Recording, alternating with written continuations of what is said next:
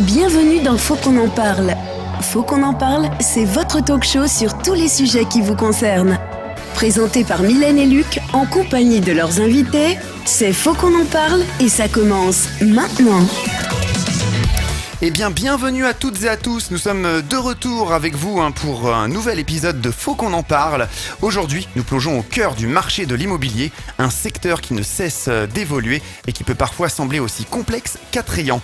Que vous soyez en quête de votre première maison ou d'un investissement lucratif, ou bien même d'une nouvelle opportunité de développement, comprendre les subtilités de l'immobilier est essentiel. Pour démystifier ce monde, nous avons le plaisir de recevoir des experts du domaine. Ils partageront avec vous leurs conseils avisés pour dénicher les meilleures affaires immobilières. N'oubliez pas que cette émission de Faut qu'on en parle est aussi la vôtre.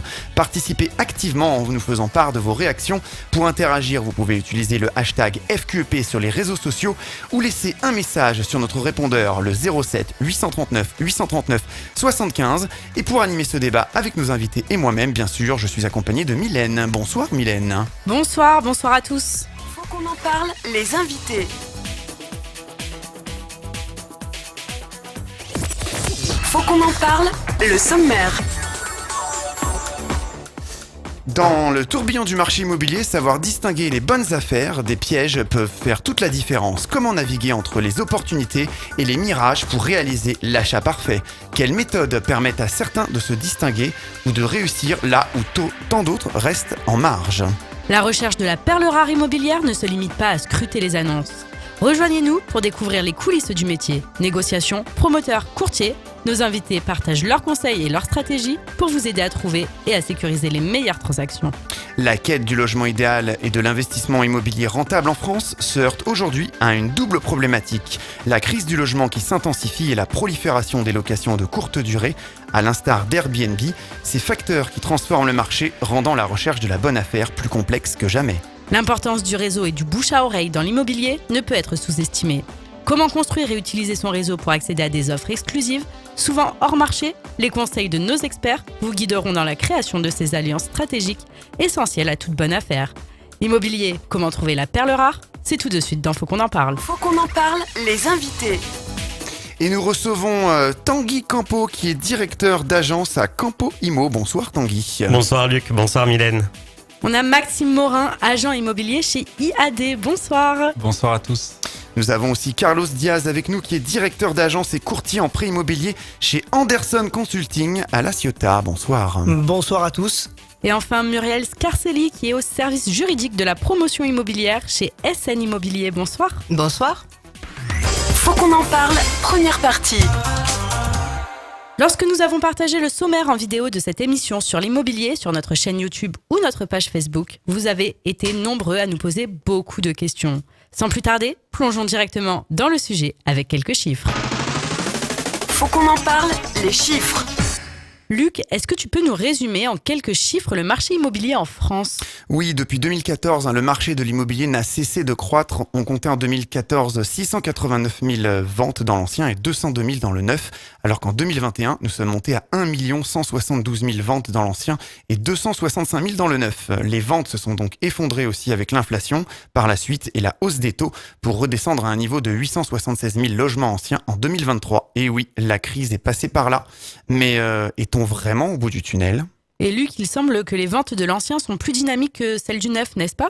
Oui, clairement, le neuf reste à peu près stable, même si on note tout de même une diminution dans des 3 dernières années. Mais l'on parle de quelques dizaines de milliers de logements à l'année. La dynamique est allée du simple au double entre 2009 et 2021 sur l'ancien. Et où en est-on en France sur la propriété ? Les Français sont à 58% propriétaires de leur logement. On préfère clairement investir dans la pierre. Plus les années passent et plus les Français souhaitent être propriétaires. Dans les années 80, le taux était inférieur à 50%. Alors avant de vous donner tous les meilleurs conseils avec nos invités en plateau, nous passons tout de suite aux réactions de nos auditeurs. Faut qu'on en parle, les réactions des auditeurs. On a Alice qui nous écoute du côté du Mans. Je veux acheter depuis 5 ans, mais je ne trouve rien à mon goût. Je suis vraiment dépité. Je ne sais pas quoi faire. C'est soit trop cher, soit trop moche. Tom de Paris, 32 visites en 1 an, mais toujours pas trouvé mon appartement. Entre les prix exorbitants, les prêts avec des taux hyper élevés, rien ne va. Et oui, c'est clairement compliqué, hein. Et pour commencer ce débat, on entend souvent dire que la recherche d'un bien est un calvaire, que c'est très très compliqué. Quelles sont les premières étapes à entreprendre pour trouver l'appartement ou la maison de ses rêves ? Maxime, par exemple. Merci de me donner la parole. Je pense que pour commencer, il faut établir son budget. Donc là, on a Carlos qui est là, qui va nous en parler tout à l'heure. Effectivement, pardon, j'étais loin du micro. Faut établir son budget, faut vraiment se fixer un plan, savoir ce qu'on veut, exactement les raisons pour lesquelles on achète. Et puis derrière, rechercher, faire beaucoup de veille concurrentielle, regarder depuis combien de temps les biens sont à la vente, visiter. Effectivement, là, j'ai entendu qu'un auditeur avait fait 32 visites. Bon, peut-être pas 32, la moyenne est un peu inférieure en France, mais ne pas hésiter à faire des visites pour justement connaître le marché, parce qu'on a tendance à dire que les acheteurs qui sont aguerris connaissent très bien le marché justement, et ça c'est une chose qui est très importante. Donc se familiariser avec le marché, voir ce qu'on veut et surtout se dire qu'est-ce que je ne veux pas, parce que c'est ce qui est important. Et après, avec un bon courtier, avec un bon partenaire, on peut justement se dire en rajoutant 20 000 euros de plus sur 20, 25 ans, on peut peut-être trouver cette fameuse perle rare dont on parle. Donc moi, je pense que les choses, c'est ça. Et puis aussi, aller voir les professionnels, ne pas hésiter à poser les questions. On est aussi là pour y répondre.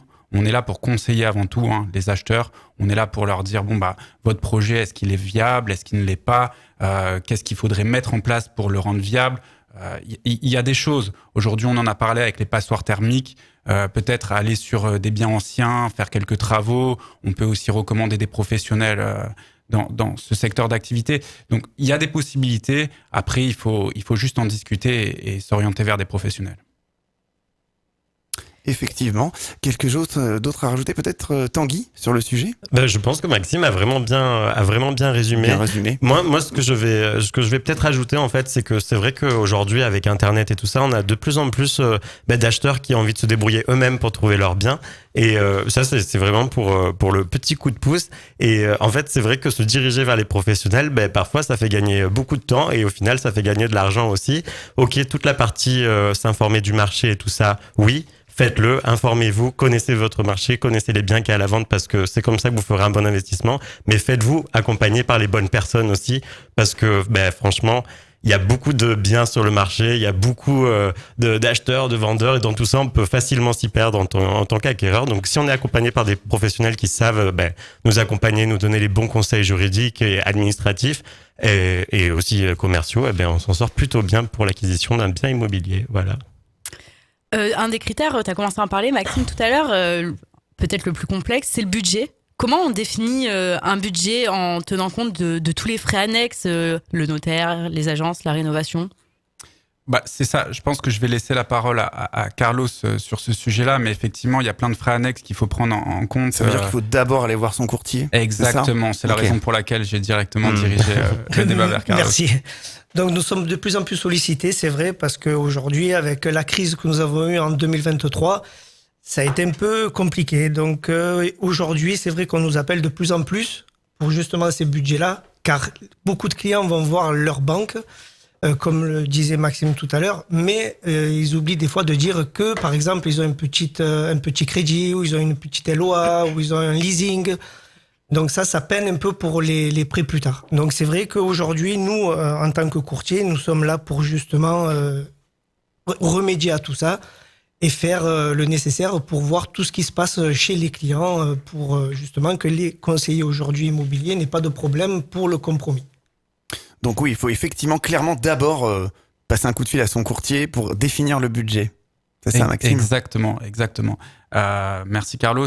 C'est ça, c'est que... Et puis, il y a des choses qu'on ne prend pas en compte. Parfois, il y a des revenus fonciers, il y a aussi des salaires qui vont augmenter dans le temps. Par exemple, des professions médicales ou quelqu'un qui finit ses études, on sait que sur les 3-4 prochaines années, on sait que le salaire va augmenter. Donc, un partenaire comme un courtier va prendre tout ça en compte. Il va pouvoir dire je vais orienter mon client vers cette banque. Et je pense que c'est très important de prendre tout ça en considération parce que souvent, moi, j'ai des clients qui viennent me voir. Je leur dis mais est-ce que vous avez consulté une banque ou un courtier ? Et puis ils me disent non. La problématique qu'on rencontre aujourd'hui, c'est que si vous allez voir une banque et que vous lui dites j'ai un projet immobilier, ils vont vous dire revenez me voir quand vous avez trouvé un bien. Donc c'est un peu le serpent qui se mord la queue et on dit oui mais si je veux trouver un bien il faut que je connaisse mon budget. Donc nous c'est à ce moment-là qu'on se tourne vers un courtier qui lui pourra vraiment faire une étude de financement et qui dira tu peux aller jusqu'à tel budget Et puis, on a toujours des petites choses sur lesquelles on peut jouer pour, voilà, on le sait, je pense que Carlos en parlera, mais rajouter des annuités ou alors lisser des prêts. Enfin, voilà, il y a des petites méthodes qui permettent justement d'augmenter son budget de 10, 20, 30 000 euros et qui peuvent parfois permettre d'aller chercher cette perle rare, justement. Et dans cette période où les taux immobiliers sont très hauts, les taux d'emprunt sont très hauts aussi, les courtiers, c'est les meilleurs partenaires des banques aussi, donc ils peuvent vraiment négocier des taux qui sont très intéressants. Et là, en étant seul face à son banquier, c'est pas forcément évident, surtout en ce moment. Oui, effectivement, c'est très compliqué quand on est tout seul. Donc nous, on est là justement pour les accompagner et tout au long de la procédure, c'est-à-dire qu'au départ, au compromis, on peut être avec eux, ainsi qu'à l'acte définitif. Donc on sait tous que cela dure à peu près 3 mois. Donc on les accompagne tout au long de ces 3 mois. Donc si un bien est à 100 000 euros, mais que j'en vois un à 120 000 euros, c'est possible. On ferme pas les yeux, on se laisse... On ferme pas les yeux parce qu'on peut essayer de trouver des solutions quand vous êtes par exemple primo-accédant. Vous avez des petits avantages que d'autres n'ont pas. Donc c'est pour ça qu'il faut vraiment regarder tout le contour du problème quand il y en a un. D'accord, pour bien définir effectivement le budget. Quels sont les critères essentiels à considérer pour ne pas se tromper clairement dans le choix de son futur appartement ou sa maison, type, je sais pas, l'emplacement, la taille, l'orientation, etc. C'est très important ça, que ce soit dans le neuf ou dans l'ancien. C'est très vrai, c'est très vrai. Merci Luc pour cette question parce que c'est le plus important. Et souvent, on entend dire, souvent les anciens le disent, tu sais, quand tu vas acheter un bien immobilier, il y a 3 facteurs, l'emplacement et l'emplacement. Bon, ils ont pas raison, mais ils ont pas totalement tort. C'est-à-dire qu'aujourd'hui, l'emplacement, oui, c'est très très important parce que si on achète dans un secteur qui est une valeur sûre, on sait qu'on n'y perdra pas dans le temps. Par contre, aujourd'hui, moi, un des conseils que je peux donner à nos auditeurs qui souhaitent acheter un bien immobilier, c'est qu'il ne faut pas hésiter à s'excentrer un peu. Parce que justement, toute la demande se cristallise sur certains secteurs et il y a des secteurs qui sont en devenir. Il y a des infrastructures qui vont être construites. Aujourd'hui, donc il faut bien analyser. Il faut bien analyser tout ça. On peut faire une bonne affaire finalement. Tout à fait. Je pense que il faut pas prendre ça à la légère. Hein. On s'endette quand même sur 20-25 ans. Ça a un coût qui est très important. On le sait aujourd'hui.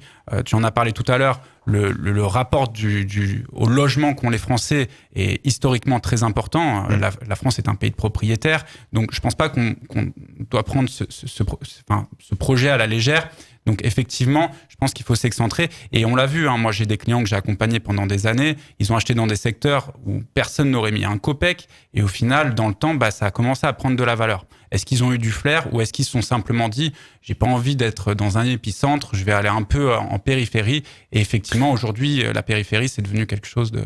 Alors justement, c'est complètement raccord avec le neuf, ça. Parce que comment on fait aujourd'hui pour trouver des terrains par exemple, du coup, peut-être que les logements neufs, Muriel, s'implantent dans des futures zones à haut potentiel ? Alors, le promoteur immobilier, il a de plus en plus de mal à trouver des terrains à bâtir. Le terrain à bâtir, c'est un élément qui devient de plus en plus rare. Effectivement, au départ, on a une zone urbaine qui est très centralisée, mais compte tenu que les constructions sont très denses, à ce moment-là, cette zone urbaine, elle s'étale. Et ça permet effectivement donc de pouvoir construire des projets. Je reviens 2 secondes sur le principe du budget, sur le principe de l'emplacement dans le cadre d'un bien immobilier. Il ne faut pas quand même oublier que dans le budget d'un bien immobilier, en fonction de l'emplacement et en fonction de la taille de la ville, il y a un critère qui est très important, c'est la taxe foncière. C'est-à-dire qu'en fait, vous allez avoir des personnes qui vont être très intéressées pour s'implanter dans une grosse ville avec des infrastructures, avec des écoles. Sauf que la problématique, c'est qu'ils vont avoir de lourdes charges au niveau du foncier. Et ça aussi, il faut le voir au niveau du budget. Je reviens 2 secondes sur le promoteur immobilier. Les terrains sont rares, les terrains sont de plus en plus chers et automatiquement, ça a un impact sur la construction et sur la vente au profit du particulier. Effectivement. Peut-être. Du coup, je veux rajouter pour la dynamique du coup de la promotion immobilière, c'est vrai. En plus, nous, là ce soir, on est enregistré depuis le sud de la France, donc le sud de la France est quand même très Très cher. très saturé, très cher. Mais quand on regarde par rapport à toute la France, aujourd'hui, on a de plus en plus d'activités qui se développent au niveau des promotions immobilières sur du recyclage urbain. On voit de plus en plus des silos, des hangars, des anciens gymnases. Où on peut citer Nice aussi, où ils ont carrément aménagé un terrain de foot en plusieurs appartements de promotion immobilière. Donc, je pense qu'il y a ce côté positif. C'est juste pour apporter un peu de positif à cette conversation, hein, parce que c'est vrai que c'est compliqué, mais il faut quand même qu'on entende que ça reste quand même un marché qui est optimiste malgré les difficultés qu'on rencontre. Et ça c'est mon point de vue, et je pense qu'il faut pas avoir peur, même si les temps sont un petit peu instables, parce que en fait il y a toujours des critères qui peuvent un peu rebuter les acquéreurs quand ils se retrouvent face à l'acquisition d'un nouveau bien. Et en fait c'est les problèmes que vous rencontrez aujourd'hui. Il y a 10 ans, certains acquéreurs ont rencontré d'autres, et c'est exactement la même chose. Tout à fait. Alors, sur la réhabilitation de l'ancien, oui, je te suis, effectivement, ancien silo, ancien hangar, on le réhabilite, on en fait des logements et on revend. C'est pas tellement intéressant pour un promoteur immobilier. La réhabilitation d'un immeuble ancien, c'est très coûteux. C'est très coûteux. Donc, un promoteur Vaut mieux immobilier... détruire et reconstruire ? Oui. Carrément. Il vaut mieux, C'est il vaut mieux détruire, reconstruire ou carrément partir sur du terrain à bâtir. Alors effectivement, compte tenu que les terrains sont très rares, on part sur la réhabilitation. Mais enfin bon, c'est pas ce que recherche le promoteur immobilier de prime abord. Et quand on voit une annonce sur les plateformes, sur les sites des agences immobilières, est-ce qu'on peut vraiment se fier aux photos et aux descriptions, ou comment on apprend à lire entre les lignes ? Ouais, j'aime bien appeler ça le syndrome syndrome Instagram. C'est-à-dire que non, mais les photos on a sont des retouchées super et tout. photos, Non. la lumière elle est C'est ça, hyper ça va belle. être Angle. Oui, Photoshop. Mais Non. non. On veut tout savoir. Ouais, je me suis déjà retrouvé dans le cas où justement c'était un client qui se débrouillait plutôt pas mal dans la photographie et la C'est lui qui a fait communication. ses photos. Voilà, donc il a fait ses propres photos, il me les a présentées, il a dit voilà, j'ai mon appartement à vendre et tout ça, il faudrait que tu viennes voir, faut que tu fasses une estimation, là c'est top et tout. Et je suis arrivé et je me suis dit ah ouais, franchement tu prends des super belles photos parce que les photos elles ressemblaient pas du tout, elles ressemblaient pas du tout, mais elles étaient très très avantageuses par rapport à ce à quoi ressemblait le bien. Et du coup, bon, c'est pareil, tout à l'heure je faisais allusion au fait qu'il y a de plus en plus de particuliers qui veulent faire du particulier à particulier. Visitez en fait les biens, allez les voir, inspectez, regardez ce qui se passe. La photo, ok, d'accord, ça vous attire du premier abord, mais vous achetez pas une photo, en fait, vous achetez un nouveau lieu de vie ou un investissement. Donc, allez voir, visiter. Ouais, mais ça permet de générer le petit, absolument. la petite étincelle. Et la visite virtuelle aussi, ça aide pas mal, ça, aujourd'hui. Nous, on en fait beaucoup avec le téléphone, où on a, on a l'acquéreur de l'autre côté, puis on lui fait visiter le bien en visio. Des visites par drone aussi, Voilà. ça se fait. Enfin, pour des appartements, Oui. peut-être moins, mais Oui. pour des maisons. Ouais, absolument. Ça se fait, ça, Maxime. Visite par drone. non Depuis le confinement, on a essayé d'utiliser de beaucoup d'imagination pour essayer Innover. de continuer, d'innover exactement, pour pouvoir continuer l'activité. Donc effectivement, la visite virtuelle s'est démocratisée réellement à ce moment-là. Pour répondre à la question de Mylène tout à l'heure, une annonce immobilière, déjà il faut se mettre à notre place. Même en tant qu'acheteur, il faut se mettre à notre place. Moi qui commercialise un bien, je suis agent immobilier, à quoi sert la photo ? La photo, elle sert à attirer le client. Donc oui, la photo, c'est réellement le bien que je vais mettre en vente, mais je vais choisir un angle qui est flatteur. Le grand angle est notre meilleur ami, c'est ce qui nous permet de prendre les petites pièces en photo, effectivement. Donc ça peut arriver que les clients disent ça paraît un peu plus petit en vrai que sur les photos. Bon, forcément. Aujourd'hui, ça permet de tout voir. Exactement, aussi. Voilà, ça permet d'avoir une belle perspective sur la pièce. Aujourd'hui, ce qui est sûr, c'est que je pense que c'est très important de voir les photos, mais surtout, tu l'as dit Mylène, c'est de lire le texte d'annonce. C'est-à-dire que dans le texte d'annonce, on va avoir tous les détails et on va avoir les diagnostics immobiliers. Je crois qu'on va y revenir tout à l'heure. Et c'est des choses qui sont importantes. Donc, je reviens sur ce que Tanguy disait. Effectivement, il faut visiter. Il faut visiter parce qu'il faut déjà nouer une relation avec les professionnels de l'immobilier, parce qu'ils vont nous donner plein de conseils. On va voir les biens. Donc, le fait de voir les biens, c'est ce qui nous permettra derrière d'être un peu plus aguerri en tant qu'acquéreur. Et puis derrière, je pense que c'est à ce moment-là où l'agent immobilier va nous envoyer des documents. Parce que c'est ces documents en réalité qui sont importants. Muriel l'a dit tout à l'heure, la taxe foncière, les derniers procès-verbaux des assemblées générales, les derniers appels de fonds. Oui, c'est sûr, parce que si on achète un appart dans un immeuble et qu'à l'assemblée, il faut faire un ravalement, il y en a pour 20 000 balles, là, c'est beaucoup moins drôle tout de suite. Exactement. C'est presque des frais cachés, ou pas cachés, mais il faut analyser tous ces documents. Et c'est là où nous, en tant que professionnels, on est obligé de vérifier tout ça. C'est-à-dire que moi, quand je commercialise un appartement, déjà, au moment où je fais mon estimation, je prends tout ça en compte. C'est-à-dire que je regarde les derniers procès-verbaux d'Assemblée Générale, et si dans ces procès-verbaux, je vois qu'il y a des devis ou des appels d'offres qui ont été faits pour un futur ravalement de façade, ce qui se démocratise aujourd'hui. Ça se fait de plus en plus parce qu'on est en train de c'est vraiment le job de l'agent immobilier. C'est clairement la plus-value que l'agent peut apporter à un particulier. Et c'est pour ça que tout à l'heure, je disais, c'est un gain de temps, oui, pour la recherche, mais c'est un gain d'argent aussi qui est énorme parce que, en fait, c'est un métier, c'est un peu difficile parce que l'agent immobilier, il est pas trop considéré comme un professionnel, alors qu'en fait, justement, c'est l'occasion d'en parler ce soir. Et oui, non, mais c'est vrai, il y a vraiment beaucoup de critères à prendre en compte et beaucoup de. En général, on pense qu'il est là que pour l'entremise, c'est-à-dire trouver l'acquéreur et le vendeur. vendeur. C'est ce que pensent les gens. C'est un professionnel de l'immobilier et en fait, il est là aussi pour déjouer certains pièges. Et plus particulièrement, quand il visualise le titre de propriété du vendeur, il se regarde aussi s'il n'y a pas des servitudes, s'il n'y a pas éventuellement un cahier des charges dans le cas d'un lotissement. C'est là où il y a vraiment un rôle de conseil. Voilà, c'est un véritable rôle de conseil. Et puis, c'est un professionnel de l'immobilier. Et il ne fait pas que envisager une rencontre entre un acquéreur et un... C'est souvent le raccourci qui est fait, parce qu'il y a beaucoup de gens qui nous ont laissé des messages sur notre répondeur, le 07 839 75, qui ne voyaient pas la plus-value en fait, d'un agent immobilier. À part, en gros, prendre sa com. Voilà, on a eu des messages comme ça, on les a pas mis. Moi, je le comprends. C'est un cliché, peut-être. Je comprends qu'au premier abord, un acheteur ou un vendeur se dise, mais pourquoi j'essaierai pas tout seul par moi-même? Je le comprends. Mais généralement, les gens en reviennent, si tu veux, parce qu'ils ont une première expérience qui peut bien se passer, mais la deuxième, elle va être compliquée parce qu'il y a quand même beaucoup de choses à prendre en compte. Il y a un travail dans l'ombre qui est énorme. Ce qui est marrant, c'est que moi, j'ai parlé un peu de la copro. Il y a Muriel qui est là, qui fait beaucoup du terrain à bâtir. Donc, effectivement, on peut parler de servitude, on peut parler de cahier des charges. Pour les terrains, il y a aussi des diagnostics. Donc, il y a toutes ces choses-là où nous, c'est notre devoir de conseil de dire tout ça à l'acquéreur et de le conseiller sur ça. C'est-à-dire que moi, l'acquéreur, il va lire un procès-verbal d'assemblée générale, il va me dire « Ah oui, mais ça, qu'est-ce que ça veut dire ? Et ça, est-ce que ça a des incidences ?» Et moi, avec mon expérience, mon rôle, c'est de lui dire « Bon, alors là, ça va se passer comme ça vous en faites pas, c'est pas très important. Il y a le notaire qui, derrière, viendra valider tout ce que j'ai dit, mais effectivement, c'est ce qui lui permettra de passer à l'acte d'achat ou pas. » Et je pense que de se passer d'un professionnel de l'immobilier, c'est entre guillemets prendre un peu un risque. On joue un peu à la loterie parce que je pense que tous autour de la table, si demain on vend notre bien immobilier, on n'est pas objectif. On n'est pas objectif. C'est normal. C'est normal. Logique. C'est le meilleur, c'est le plus beau, on est au bon prix, alors qu'en fait peut-être pas. Exactement. Et il y a des choses qui nous semblent pas très importantes. Le cliché de je l'ai acheté tant, j'en veux au moins tant. Alors qu'en fait c'était il y a 10 ans ou 15 ans, et si le marché s'est écroulé, parce que ça arrive dans certaines villes.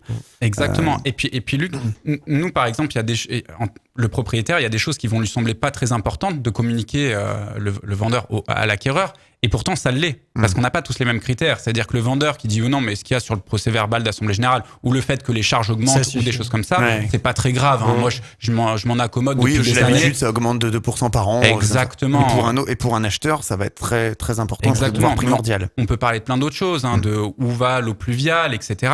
Et le vendeur, il peut dire non, mais ça, c'est pas très important, j'en parle pas à l'acquéreur. Nous, on a ce devoir de conseil, donc un acquéreur qui passe par un professionnel de l'immobilier, c'est quand même une garantie.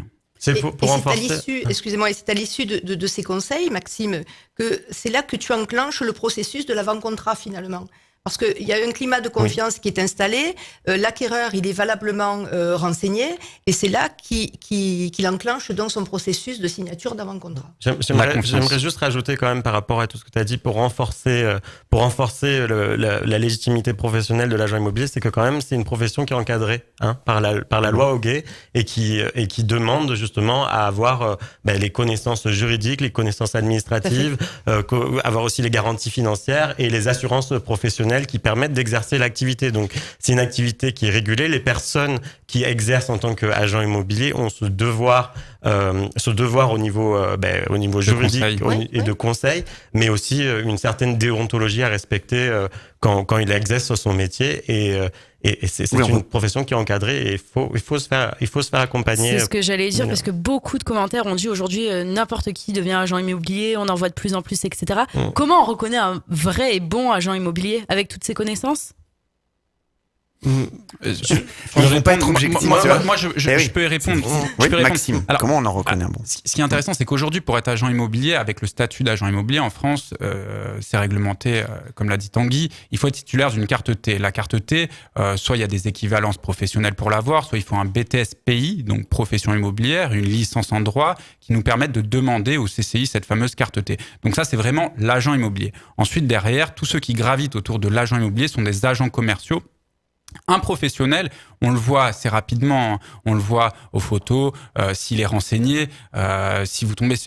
Il y a de tout dans tout, je vous dirais, hein, des bons et des mauvais professionnels dans tout. Moi, je vais pas jeter la pierre, mais un bon agent immobilier, c'est celui qui sera transparent. Moi, Vraiment, une question, il va répondre. Il va répondre, il va répondre. Et si, parce que s'il sait pas, il peut le dire, je vais prendre l'information, je vais me renseigner, par exemple. Exactement, parce qu'il y a toujours des choses qu'on peut ne pas savoir. Hein. On n'a pas la science infuse. C'est de dire ça, je ne le sais pas, je vais me renseigner. Un bon agent immobilier, c'est s'entourer. On travaille avec des courtiers, on travaille avec des notaires, on travaille avec toutes sortes de personnes qui nous permettent de pouvoir conseiller le client et l'amener vers son achat. Donc, tout le monde ne peut pas devenir conseiller ou agent immobilier, mais je pense qu'il faut vraiment un savoir-être et acquérir un savoir-faire pour perdurer dans le temps. Donc quelqu'un qui n'a pas les compétences requises, de toute façon, restera 6 mois dans le métier et vous le verrez pas. C'est pas que du relationnel comme ça, c'est pas il vendait du papier, il va se mettre à vendre de l'immobilier. Ça marche pas comme ça. Il y a une formation, Et puis il y a la notion de réseau aussi qui est très importante, je pense, dans l'immobilier. Voilà. En dernière partie de l'émission, on fera un focus un peu sur vos métiers en deuxième partie. On parlait photos et description tout à l'heure. On avait une question de Lucas qui nous dit: je suis propriétaire, je veux vendre mon bien. Est-ce que je dois mettre mon annonce avec ou sans les meubles? Alors, moi je fais de l'ancien, c'est très simple. Cette question, c'est une bonne question et c'est rigolo. Et pour le coup, ça fait 10 ans que je fais de l'immobilier et donc j'ai un peu mes chiffres, j'aime bien les statistiques, tout ça. C'est très clair, hein. De toute façon, un bien qui n'a pas de meubles paraît toujours plus petit qu'un bien meublé. C'est-à-dire que quand il y a... Et j'en parlais avec Carlos en venant dans la voiture, moi j'ai souvent eu recours au homestaging. Je sais pas si les auditeurs, ça vous parle. Comme dans les célèbres émissions de télé, c'est ça? Exactement. Il faut savoir que ça marche. Ça marche très bien. Ça marche très bien. Pourquoi rendre sa maison instagrammable? Exactement. Merci Tanguy. Je vais réutiliser ce terme, c'était pas mal. On va créer un truc. Mais c'est vrai que c'est pas mal parce que, en fait, systématiquement, le client va dire non, mais je suis pas sûr de pouvoir mettre un canapé ici, je suis pas sûr de pouvoir mettre un lit. Et qu'est-ce qui est important pour un acheteur, c'est de pouvoir se projeter. Et l'acquéreur pourra plus facilement se projeter dans un bien qui est meublé que dans un bien qui est vide. Mais vraiment. Après, il faut que ce soit des meubles neutres, etc. Parce que si on met des vieux meubles de mémé, c'est pas très vendeur. Il faut pas que ce soit trop chargé. Mettez des petites plantes vertes. Si vous avez un mur qui est rouge, essayez de le peindre en taupe ou en blanc. Enfin voilà, c'est des petits conseils tout simples, mais je vous assure. Vraiment, neutre mais propre. Je vous assure que ça a une incidence énorme sur le délai de vente et même sur le prix. C'est-à-dire que c'est des petits détails qui font la différence. Absolument. En règle générale, quand on vend un immeuble ancien, on laisse obligatoirement la cuisine avec tous ces meubles meublants. Ce qu'il faut savoir, c'est que lorsqu'on vend un bien ancien, l'acquéreur va être soumis au droit d'enregistrement. Le droit d'enregistrement aujourd'hui est de 5,89%. Lorsque le bien est vendu avec du mobilier, le mobilier n'est pas soumis à cette taxe. Donc, ça peut faire des économies à l'acquéreur selon la valeur du bien immobilier. C'est pour ça qu'effectivement, dans les actes de notaire, c'est séparé, ça? Tout à fait. Pour pas payer la taxe. Donc, on fait une ventilation du prix. Donc, on a un prix global et on le ventile avec la valeur du bien immobilier et la valeur du mobilier. Et c'est pour ça que... Alors, le notaire, lui, il prend bien entendu ses honoraires sur le prix total, mais l'administration fiscale ne taxe que la valeur du bien immobilier, je rappelle, à 5,89%. Donc, dans un appartement à 300 000 €, on peut avoir une cuisine à 200 000, ça passe? Non, non, il y a des règles. Attention. Non, attention. Bon, déjà, il y a des règles. L'administration fiscale demande, quand il y a des sommes quand même conséquentes relatives aux biens immobiliers, qu'on fournisse les factures. Sinon, oui, bien sûr. Il faut quand même être à hauteur de 5%. C'est ce qui se pratique. Oui, quelque chose un maximum de la valeur, de 5%. voilà, un maximum de 5%. Comment on peut optimiser ces visites d'appartements ou de maisons pour évaluer rapidement le potentiel d'un bien?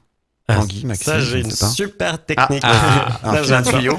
Moi, alors, quand j'accompagne mes clients, moi, pour les visites, bon, c'est vrai que je me spécialise surtout sur le neuf.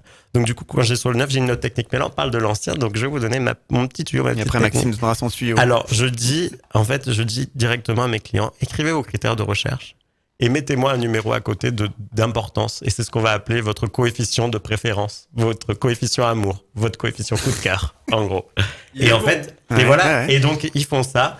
Moi, je leur fais scanner. Voilà. Et après, ils ont leur petite fiche pour faire leur petite visite. Et en fait, quand ils visitent, ils cochent si ça remplit les cases. Donc, quand tu fais ta visite, t'es là, voilà, tu dis, ben voilà, je veux une piscine, ça vaut 1 point. Je veux une grande cuisine qui est reliée au salon, ça vaut 5 points. Je veux 3 chambres, ça vaut 4 points. Voilà. Et en fait, au final, à la fin, t'as une fiche de critères. Cette maison, c'est 18 points, celle-là, c'est 12. Ça fait très cartésien.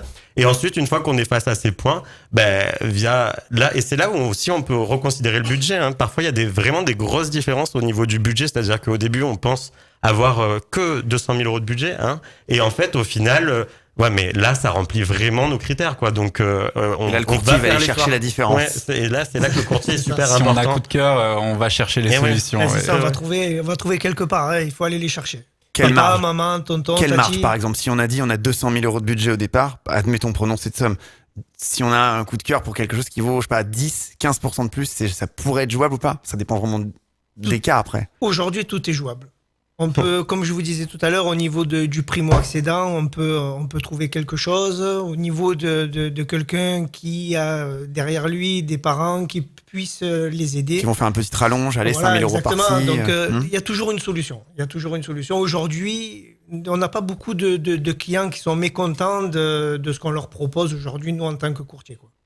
C'est vrai, et puis les courtiers, je pense, ce sur quoi ils peuvent jouer aussi, c'est la durée du prêt. C'est-à-dire que là, on sait qu'on a ouvert un peu, et le courtier, il pourra dire, vous êtes parti sur 20 ans, on peut partir sur 22. Aujourd'hui, on sait qu'on peut aller au-delà des 25. Donc, le courtier peut aussi dire, en rajoutant une annuité, ça peut vous augmenter le budget de 10 000 euros. Et ces 10 000 euros, c'est peut-être ce qui vous permettra d'acquérir le bien de vos Oui, rêves. voilà, c'est ça. Parce que quand on parle de coup de cœur, évidemment, si on a 200 000 euros de budget et on a flashé sur un truc à 400 000, c'est pas la peine. Mais c'est pas pareil. si on a 200 000, on arrive à 215, peut-être que ça peut être jouable. Oui, là, c'est jouable. Faut aller gratter à droite, Après, à là, gauche. c'est 5, 10%. C'est un autre peut-être. débat, c'est le sujet de la négociation. Oui. On va y venir après. On va y venir. Mais il y a aussi quelque chose que j'aimerais rajouter juste pour la sélection des critères, c'est que parfois il y a des clients qui arrivent et c'est pas une liste de critères, mais c'est le deuxième amendement de la recherche de l'immobilier.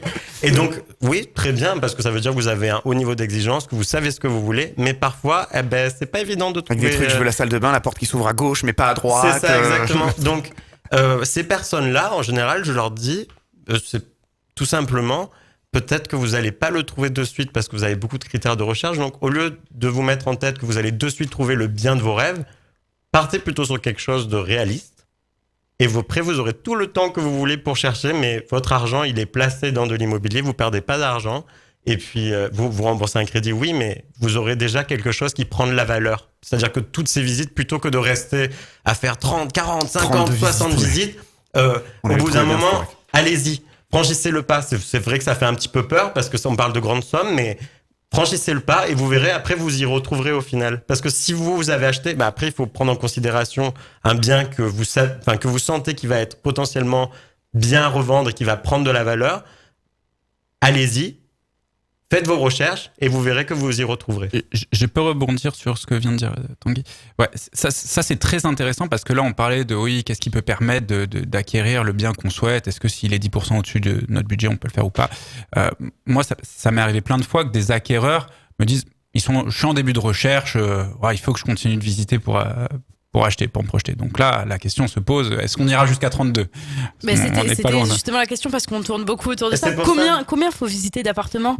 Il y avait une étude qui avait été faite il y a quelques années où on disait que c'était autour d'une quinzaine de visites pour un acheteur. Ouais, après, cette étude, c'était un peu avant les années 2018-2019 où le marché a vraiment commencé à être très tendu. Et dans ce marché-là, les acquéreurs, si vous voulez, ils savaient que si c'était pas que eux qui achetaient, c'était l'acheteur d'après. Donc, nous, ce qui est très difficile dans notre position, c'est qu'il y a 2 ans, un acheteur faisait une offre au prix à la première visite, même si c'était la première visite qu'il faisait, parce que il avait peur que ça lui passe sur le nez.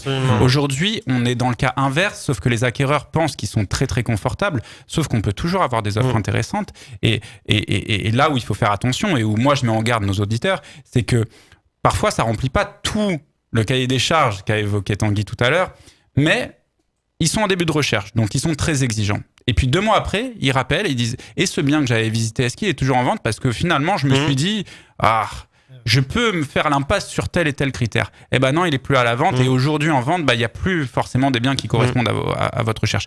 Donc, il ne faut pas hésiter à peser le pour et le contre, à en discuter et à faire des petites concessions parce qu'au début, notre cahier des charges il est très, très chargé. Et au fur et à mesure, quand on se rend compte qu'on n'arrive pas à trouver, on a tendance à l'alléger. Donc, pour gagner un peu de temps et d'argent, moi, ce que je conseillerais, c'est dès le début de voir ces indispensables et de voir les choses où on se dit, bon, bah, ce serait chouette que je l'ai, mais si je ne l'ai pas, c'est pas si grave. Vraiment une to-do list, une liste de choses intransigeantes.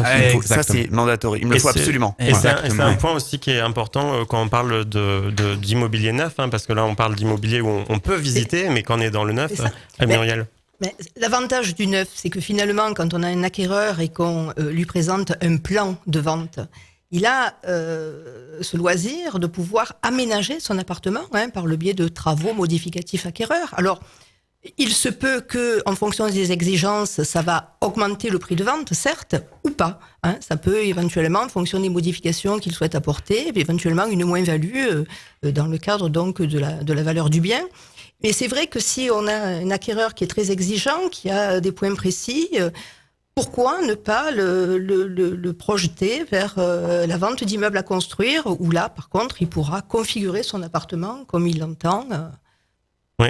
C'est une vraie solution. Oui, vraiment. L'immobilier neuf, pour le coup, ça peut résoudre ce problème. Alors certes, le délai est plus long. Délai de possession du bien est plus long. Bon, après, quand on visite 32 appartements, je pense que ça va aussi un certain on temps. en est plus à quelques mois pour attendre la livraison du bien. Puis, mais après, je sais que peut-être la plupart des personnes qui souhaitent acquérir un bien et qui après se dirigent vers le neuf, elles ont un petit peu peur de la mauvaise réputation qu'aurait pu avoir le neuf à l'époque, parce qu'il n'y avait pas de garantie, mais aujourd'hui, acheter dans le neuf, c'est très le promoteur immobilier, ça sera toujours une bête noire.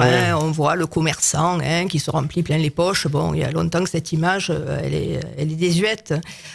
Aujourd'hui, l'achat dans un immeuble neuf, vous avez notamment une garantie qui est très importante. C'est la garantie légale d'achèvement, la garantie financière d'achèvement, qui est une garantie extrinsèque, puisque c'est une banque qui se porte caution ou une société d'assurance qui, en cas de défaillance du promoteur, va injecter les fonds pour terminer l'ouvrage. Donc, quoi qu'il en soit, l'acquéreur aura son bien terminé et livré. Alors, c'est vrai que il y avait cette mauvaise image, mais la vente d'immeubles à construire est quand même très encadrée dans le cadre des garanties légales et également au niveau des assurances. Mais même pour nous, en tant que courtier, l'année dernière, avec tous les problèmes qu'on a eus, c'était plus avantageux pour un primo-accédant d'acheter dans le neuf, parce qu'avec le prêt à taux zéro, ils ont beaucoup plus d'avantages. Les frais de notaire réduits, les prêts à taux zéro, donc ils ont une capacité d'emprunt beaucoup plus importante. Alors le primo-accédant, il a aussi un avantage, c'est que quand on est en vente d'immeubles à construire, la TVA qui s'applique, c'est une TVA à 20%, mais selon la qualité de l'acquéreur, il peut bénéficier d'une TVA à 5,5. Il peut y avoir aussi, dans le cadre de quartiers prioritaires de ville, aussi une TVA à 5,5. Donc, en fonction des revenus de l'acquéreur, il peut aussi avoir une fiscalité plus légère sur son prix d'achat. Des revenus et de l'apport. Des fois, les jeunes n'ont pas assez d'apport pour acquérir justement dans l'ancien parce que les frais de notaire sont plus importants. Et aujourd'hui, on arrive à avoir dans le neuf des frais de notaire réduits et voire absolument. Pour donner une idée aux auditeurs, sur de l'ancien, on est à peu près aux alentours de 8%, et sur du neuf, on peut être à 1,5, 2,1. Ouais, c'est pas pareil. Moi et neuf, on est 7-8. Alors sur du neuf, je parle pas du taux réduit. Du neuf, c'est vrai que le prix est vendu TTC, c'est un prix TTC, c'est-à-dire que à l'intérieur, il y a une TVA à 20%, sauf que les frais de notaire tournent aux alentours de 2%. Donc forcément, ça fait une grosse différence. Dernière question sur les visites qui est pas mal revenue. On a Iris qui nous a demandé est-ce qu'il faut visiter des biens qu'on n'aime pas à première vue pour trouver la perle rare ? Alors, je dirais pas qu'il faut visiter des biens qu'on n'aime pas. Je pense qu'il faut que ça valide quand même certains critères. Il faut que, voilà, si on cherche un T2, on va pas aller visiter des T5 ou des studios. Mais je pense qu'il faut aller visiter des biens qui rentrent dans nos critères. Si on cherche un T3, on va visiter les T3. On va voir un conseiller immobilier qui va nous donner des conseils sur un peu tous les biens. Mais non, pas visiter des biens. Parce que là, vous allez faire perdre du temps au conseiller immobilier. Et puis, en fait, si nous, il faut se mettre à la place du professionnel qui est en face. Si le professionnel qui est en face, il voit que l'acquéreur, il visite un bien qu'il va pas du tout acheter, est-ce qu'il prendra du temps pour le conseiller, pour l'accompagner dans sa recherche? C'est logique. Pas forcément. Donc non, pas visiter des biens qu'on n'aime pas. Après, attention, Iris, par contre, si c'est un bien dont la déco ne correspond pas à tes critères, ou si la cuisine n'est pas placée au bon endroit, ou si...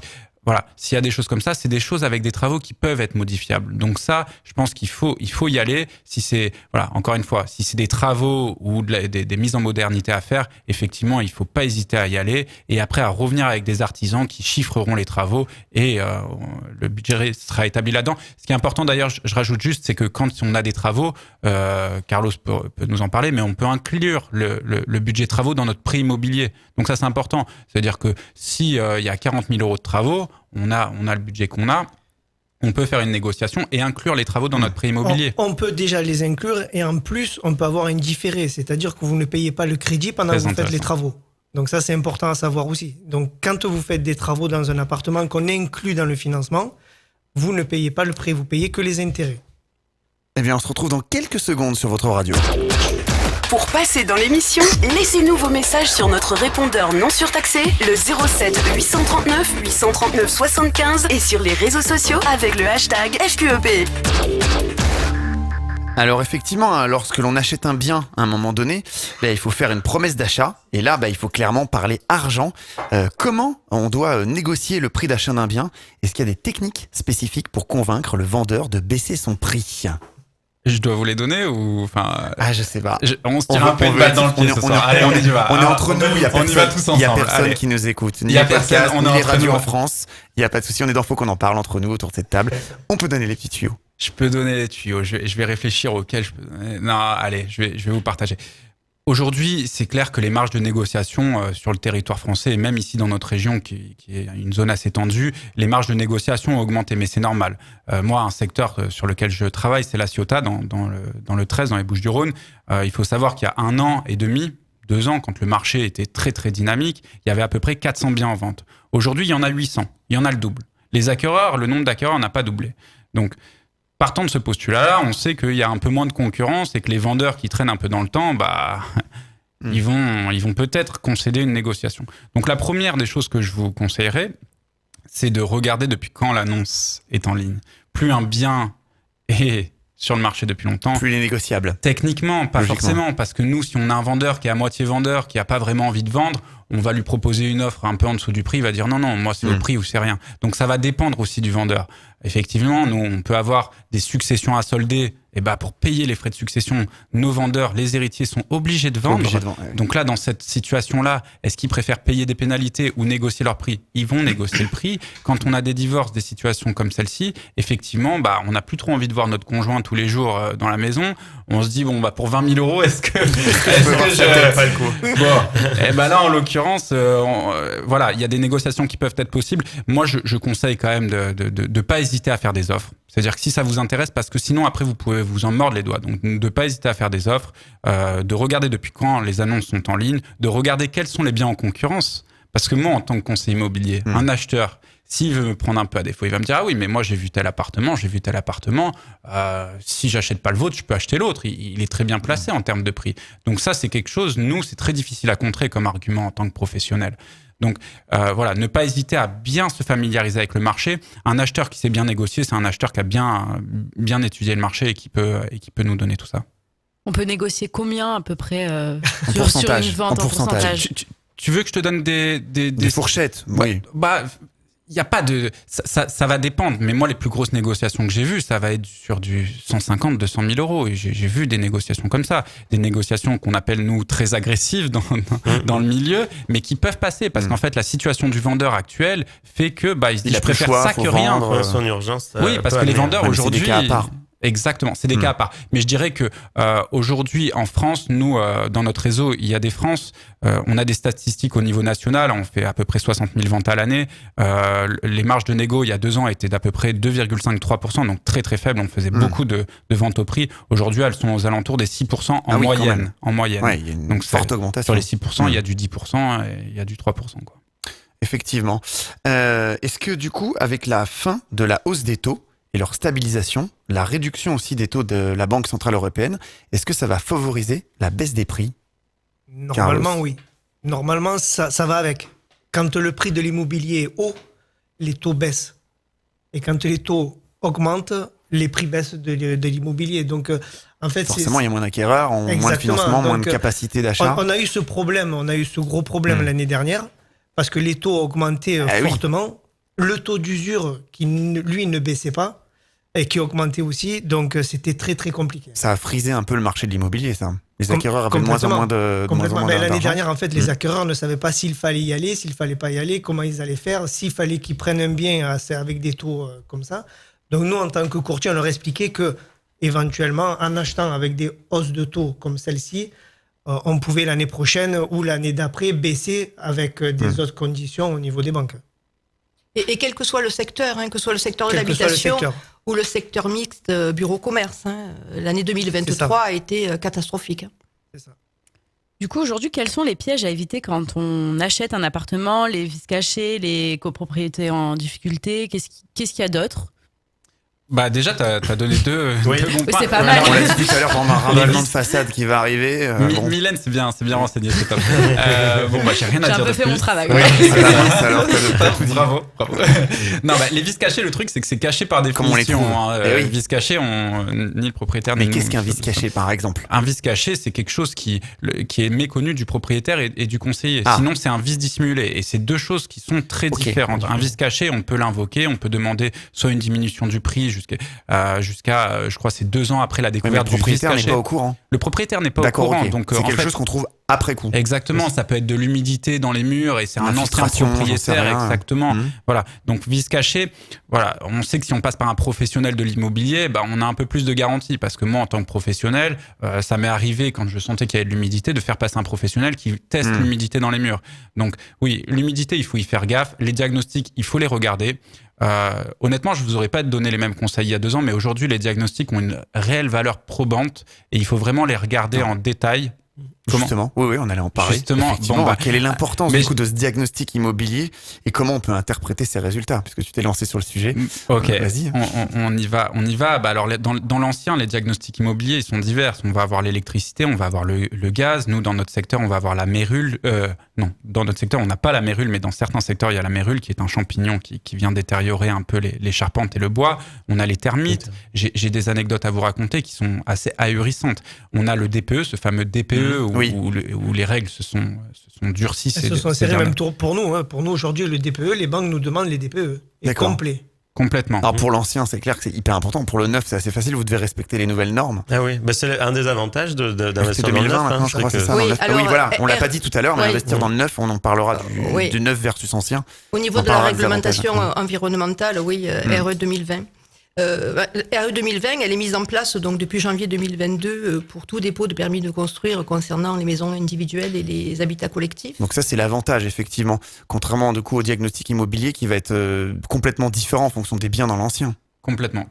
Donc, je reviens sur ça. Oui, il faut les regarder. Le DPE, il faut le regarder. Le diagnostic électrique, il faut le regarder parce que ça peut être, déjà pour les assurances, ça a une importance. Et puis, ça peut avoir des incidences au niveau des travaux qu'il y aura à faire. Le DPE, ça peut avoir une incidence sur le potentiel locatif.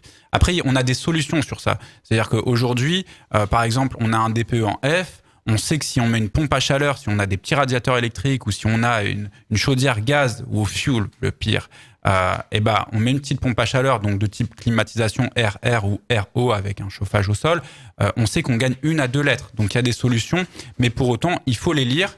Et si on sait qu'on a un DPE qui est pas bon, on va faire intervenir un artisan qui va faire chiffrer ça et on pourra peut-être dire je vais essayer de négocier de ce montant-là pour pouvoir faire les travaux et avoir un DPE qui sera de meilleure qualité. On sait que l'augmentation du coût de l'électricité a été fulgurante ces derniers temps, donc c'est aussi la raison pour laquelle le diagnostic de performance énergétique est importante, parce que je pense que tous les auditeurs qui nous écoutent ont vu leur facture d'électricité augmenter, donc avoir une bonne isolation, avoir un bon système de chauffage écologique et économique, aujourd'hui c'est un enjeu assez important au niveau de l'achat et au niveau du budget dans le temps. Clairement, effectivement. Et je Oui, pense Tanguy, que c'est intéressant aussi d'inviter les auditeurs à se renseigner sur le site du gouvernement sur toutes les aides à la rénovation énergétique qu'ils peuvent avoir, parce que ça peut vraiment augmenter la valeur du bien. En plus, on a des aides qui sont vraiment conséquentes sur certaines rénovations. Et puis pour les acquéreurs aussi, sachez que vous pouvez bénéficier de ces aides. C'est bien, c'est très concret cette émission et ça devance effectivement une de nos questions sur les aides. Clairement, est-ce que c'est avantageux d'acheter un bien immobilier qui nécessite des travaux pour le personnaliser ? Oui. Ça, oui. Aujourd'hui, très clairement, une autre étude que j'avais lue, j'aime bien lire les études. Mais c'est très concret, là. Vous êtes vraiment très concret, très factuel. C'est que 87% des acheteurs veulent un bien sans travaux. Et puis moi, j'ai 32 ans, je suis de la génération, on n'aime pas trop faire ce genre de choses, les travaux, tout ça, on n'a pas envie de s'embêter avec tout ça. Ça prend du temps, c'est de la contrainte, on est dans la poussière, il faut gérer, les artisans vont faire soi-même, bon, je peux le comprendre.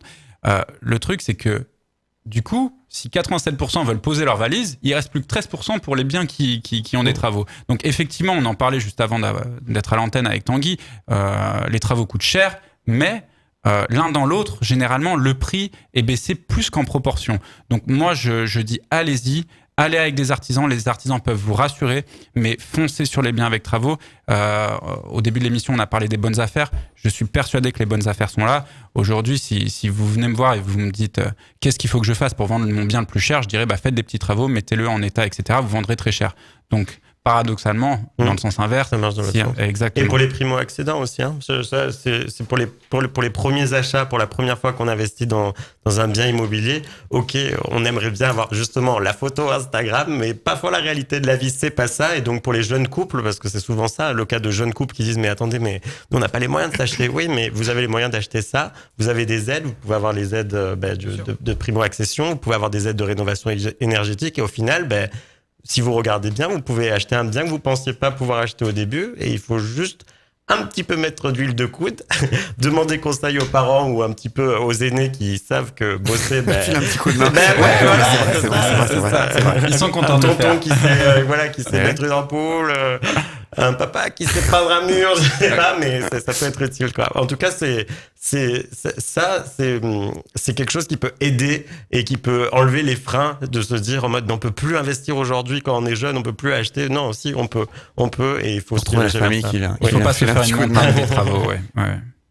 On a une question de Jérémy qui nous demande en quoi consiste le compromis de vente et quelles sont les clauses particulières à y inclure pour se protéger.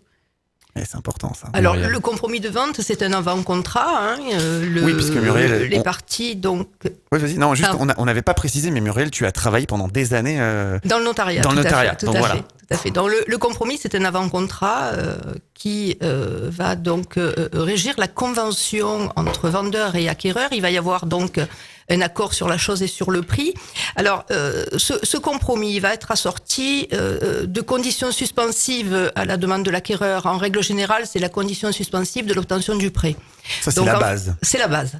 Donc, cet acquéreur, il est intéressé par ce bien, il est d'accord pour l'acheter, le prix lui convient, mais il n'a pas le financement. Donc, il va dire à son vendeur, laissez-moi le temps d'obtenir mon crédit, et une fois que mon crédit est obtenu, à ce moment-là, on passera à l'acte authentique, c'est-à-dire on se retrouvera devant chez le notaire qui va donc authentifier ces accords, leur donner force de loi, et si l'acquéreur donc obtient son prêt, tant mieux. S'il n'obtient pas son crédit, eh bien à ce moment-là, il est délié des accords qu'il a pris avec le vendeur. Et donc, Je voudrais juste rajouter quelque chose sur l'avant-contrat, sur ce qu'a dit Muriel. Sur la question de l'auditeur, les avant-contrats sont déjà rédigés pour protéger énormément les acquéreurs. Donc généralement, il n'y a pas de clause en plus à rajouter. L'acheteur, le consommateur en France est très très protégé. Du côté du vendeur, c'est autre chose. C'est plutôt l'inverse. Ouais, c'est effectivement le vendeur. Tant que c'est pas bouclé complètement, la vente peut s'annuler plusieurs mois après, du coup. Je vais rebondir sur ce que dit Maxime. En règle générale, les accords sont pris avec des particuliers. Tout à l'heure, on parlait de vices cachés. Ce qu'il faut savoir, c'est que le vendeur peut s'exonérer de la garantie des vices cachés. Alors certes, les compromis sont des avant-contrats qui sont déjà donc préétablis. Ils sont régis par le Code civil. Mais ce qui va quand même protéger l'acquéreur, et on voit quand même la tendance du législateur depuis ces dernières décennies, c'est le principe donc des diagnostics. Parce que avant la loi de 96, lorsqu'on achetait dans un immeuble ancien, l'acquéreur, il savait pas trop ce qu'il achetait. Donc, à partir de la loi de 96, où a commencé donc à être prévue la loi Carrez déjà pour les biens en copropriété, donc sur les surfaces. Donc, ça a été le point de départ pour de la protection de l'acquéreur. Et je parle pas de la loi SRU, la loi SRU qui, après la signature d'un compromis d'un bien à usage d'habitation, permet à l'acquéreur d'avoir un droit de rétractation de 10 jours, parce que il va s'engager dans un compromis, mais surtout, après la signature de ce compromis, on va lui notifier par courrier recommandé cet avant-contrat, et il aura donc 10 jours pour savoir s'il perdure ou pas dans son achat. Donc déjà, c'est son point de départ, il a déjà cette protection-là. Et après, donc, il y a les clauses qui sont prévues dans le compromis, et plus particulièrement les conditions suspensives. Très bien. Rien d'autre à ajouter du coup dans ces... Complètement. Voilà, donc ça va dans le sens où l'acheteur est assez bordé. Ouais, c'est plutôt du côté des vendeurs qui peuvent déchanter, c'est ça Maxime? Ça peut arriver. Pour le vendeur, moi là où je le mettrais en garde, parce que Muriel a évoqué les vices cachés, quand le vendeur est particulier, il est toujours exonéré. Donc le vendeur, si vous voulez, là où il faut qu'il fasse gaffe, c'est à la fameuse condition suspensive d'obtention de prêt. Parce que l'acquéreur, si vous voulez, quand il va dire moi je vais prendre un prêt sur 20 ans et avec un taux maximum de 4%. Oui. Mais ce taux maximum, vous les vendeurs qui m'écoutez, il faut qu'il soit assez élevé aujourd'hui. Parce que qu'est-ce que ça veut dire? Ça veut dire que là, dans le cadre que je viens de vous donner, c'est-à-dire j'emprunte mon acheteur, là je vends un bien, mon acheteur me dit ok, je vous achète votre bien, mais si j'arrive à avoir mon prêt sur 20 ans, à un taux maximum de 4%, et je vais emprunter 200 000. Qu'est-ce que ça veut dire? C'est-à-dire que si mon acheteur, il a que des taux au-dessus de 4%, il peut se dédire, il peut se rétracter de son achat sans frais aucun. D'accord. Sans pénalité. Ça, c'est souvent écrit dans les compromis. Ça, c'est toujours écrit quand Sauf c'est une que le condition taux, il est suspensive. élevé. Sauf que le taux, oui, mais plus le taux est bas, plus ça peut être protecteur pour l'acquéreur qui peut se désengager du compromis très facilement. Donc, généralement, quand on a deux notaires, quand on a un notaire acquéreur, un notaire vendeur, le notaire vendeur veille à ce que ce taux soit pas trop bas parce que ça peut être une porte de sortie très facile. Donc, ça, il faut être vigilant. En fait, il faut qu'il soit cohérent avec ce qui se fait avec la aujourd'hui. conjoncture. Oui, avec ce qui se fait en moyenne sur le marché. Tout à fait. Ce qui est assez logique. Ça bouge vite. On se retrouve dans quelques secondes sur votre radio.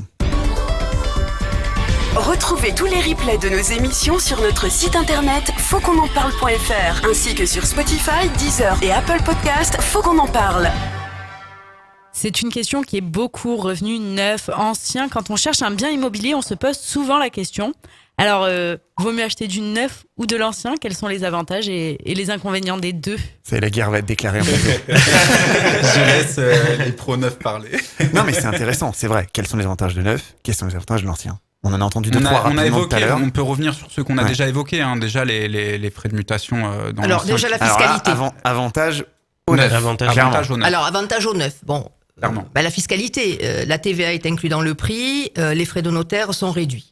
Donc ça, ok. Ça, c'est un premier point. On a dit l'isolation peut-être. Alors, les dernières normes thermiques. Alors, l'avantage du neuf. Aujourd'hui, on est soumis, promoteur immobilier, le promoteur immobilier il est soumis donc à des normes énergétiques environnementales. Donc déjà, l'acquéreur, quand il va se positionner sur un immeuble à construire, il sait que il va y avoir donc un bien qui va rentrer dans le cadre des normes énergétiques. Ça va lui apporter du confort. Au niveau de la planète, ça va éviter des émissions de gaz à effet de serre.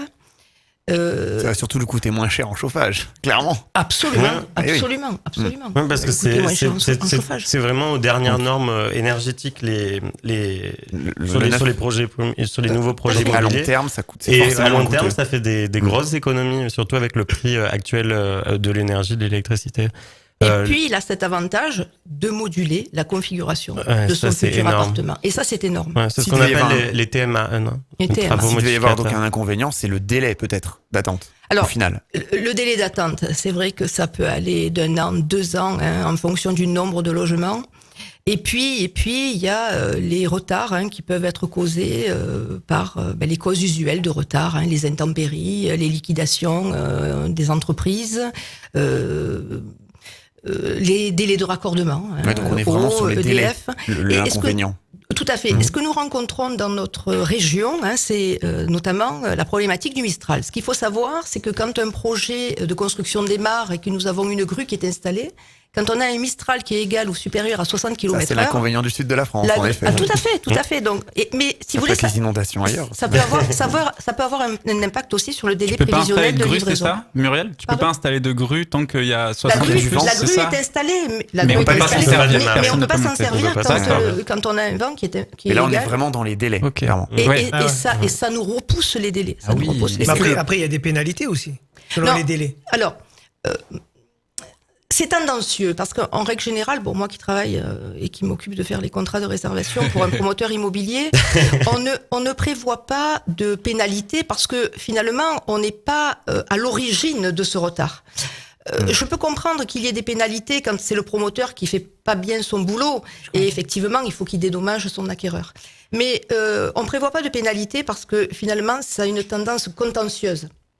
Par contre, le promoteur, quand il voit son projet qui prend du retard, il a l'obligation d'avertir ses acquéreurs en indiquant ce qui s'est passé, ce qui lui arrive, quel est donc le motif de retard. Il projette à nouveau son délai de livraison en fonction donc de comment il va essayer de rétablir ce retard et il va se faire accompagner de l'architecte du programme puisque c'est lui le maître d'œuvre et c'est cet architecte-là qui dira par le biais d'une attestation voilà ce qui nous est arrivé et voilà à quel moment on peut envisager la livraison. Et au niveau des paiements aussi, dans le neuf, ça fonctionne sous forme d'échéancier. Alors, Ah oui.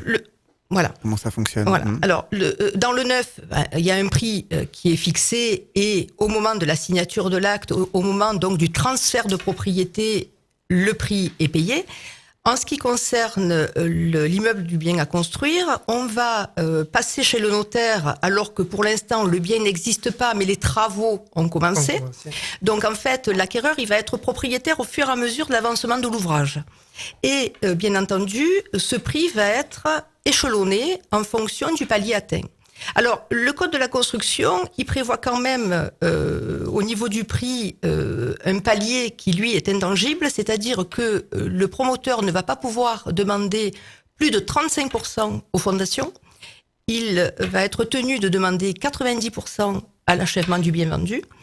Et il y a également le palier intermédiaire qui est de 70% pour la mise hors d'eau. Donc 35% à l'achèvement des fondations, 70% à la mise hors d'eau et 95% à l'achèvement du bien vendu. Et ça, c'est intangible. Et après, il y a des paliers intermédiaires qui peuvent être donc demandés par le promoteur. D'accord, pour financer, je sais pas, les cloisons ou autres, par exemple. Alors, pour financer les cloisons, lorsque la filerie électrique sera terminée. Comment ça se passe, Carlos, en termes de financement? C'est spécifique, du coup? C'est un déblocage de fonds, on appelle ça le déblocage des fonds. Et en fait, au fur et à mesure que le bâtiment monte, il y a un déblocage qui se fait au niveau de... Et la banque débloque la somme en question. Exactement, voilà. c'est exactement ça.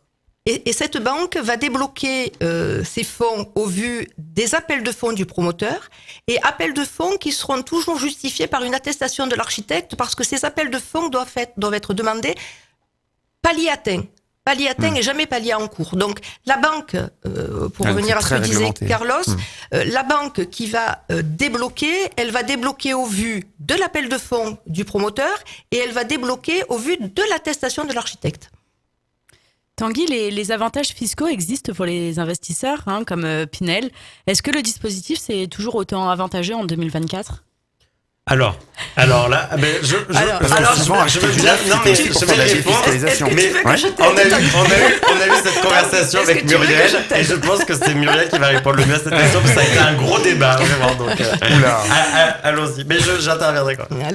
Alors non, aujourd'hui, la défiscalisation Pinel, certes, elle existe encore. Elle est prorogée jusqu'au 31 décembre 2024, mais le taux de réduction Pinel aujourd'hui. Ça s'applique sur le neuf, c'est ça ? Ça s'applique sur le neuf, tout à fait.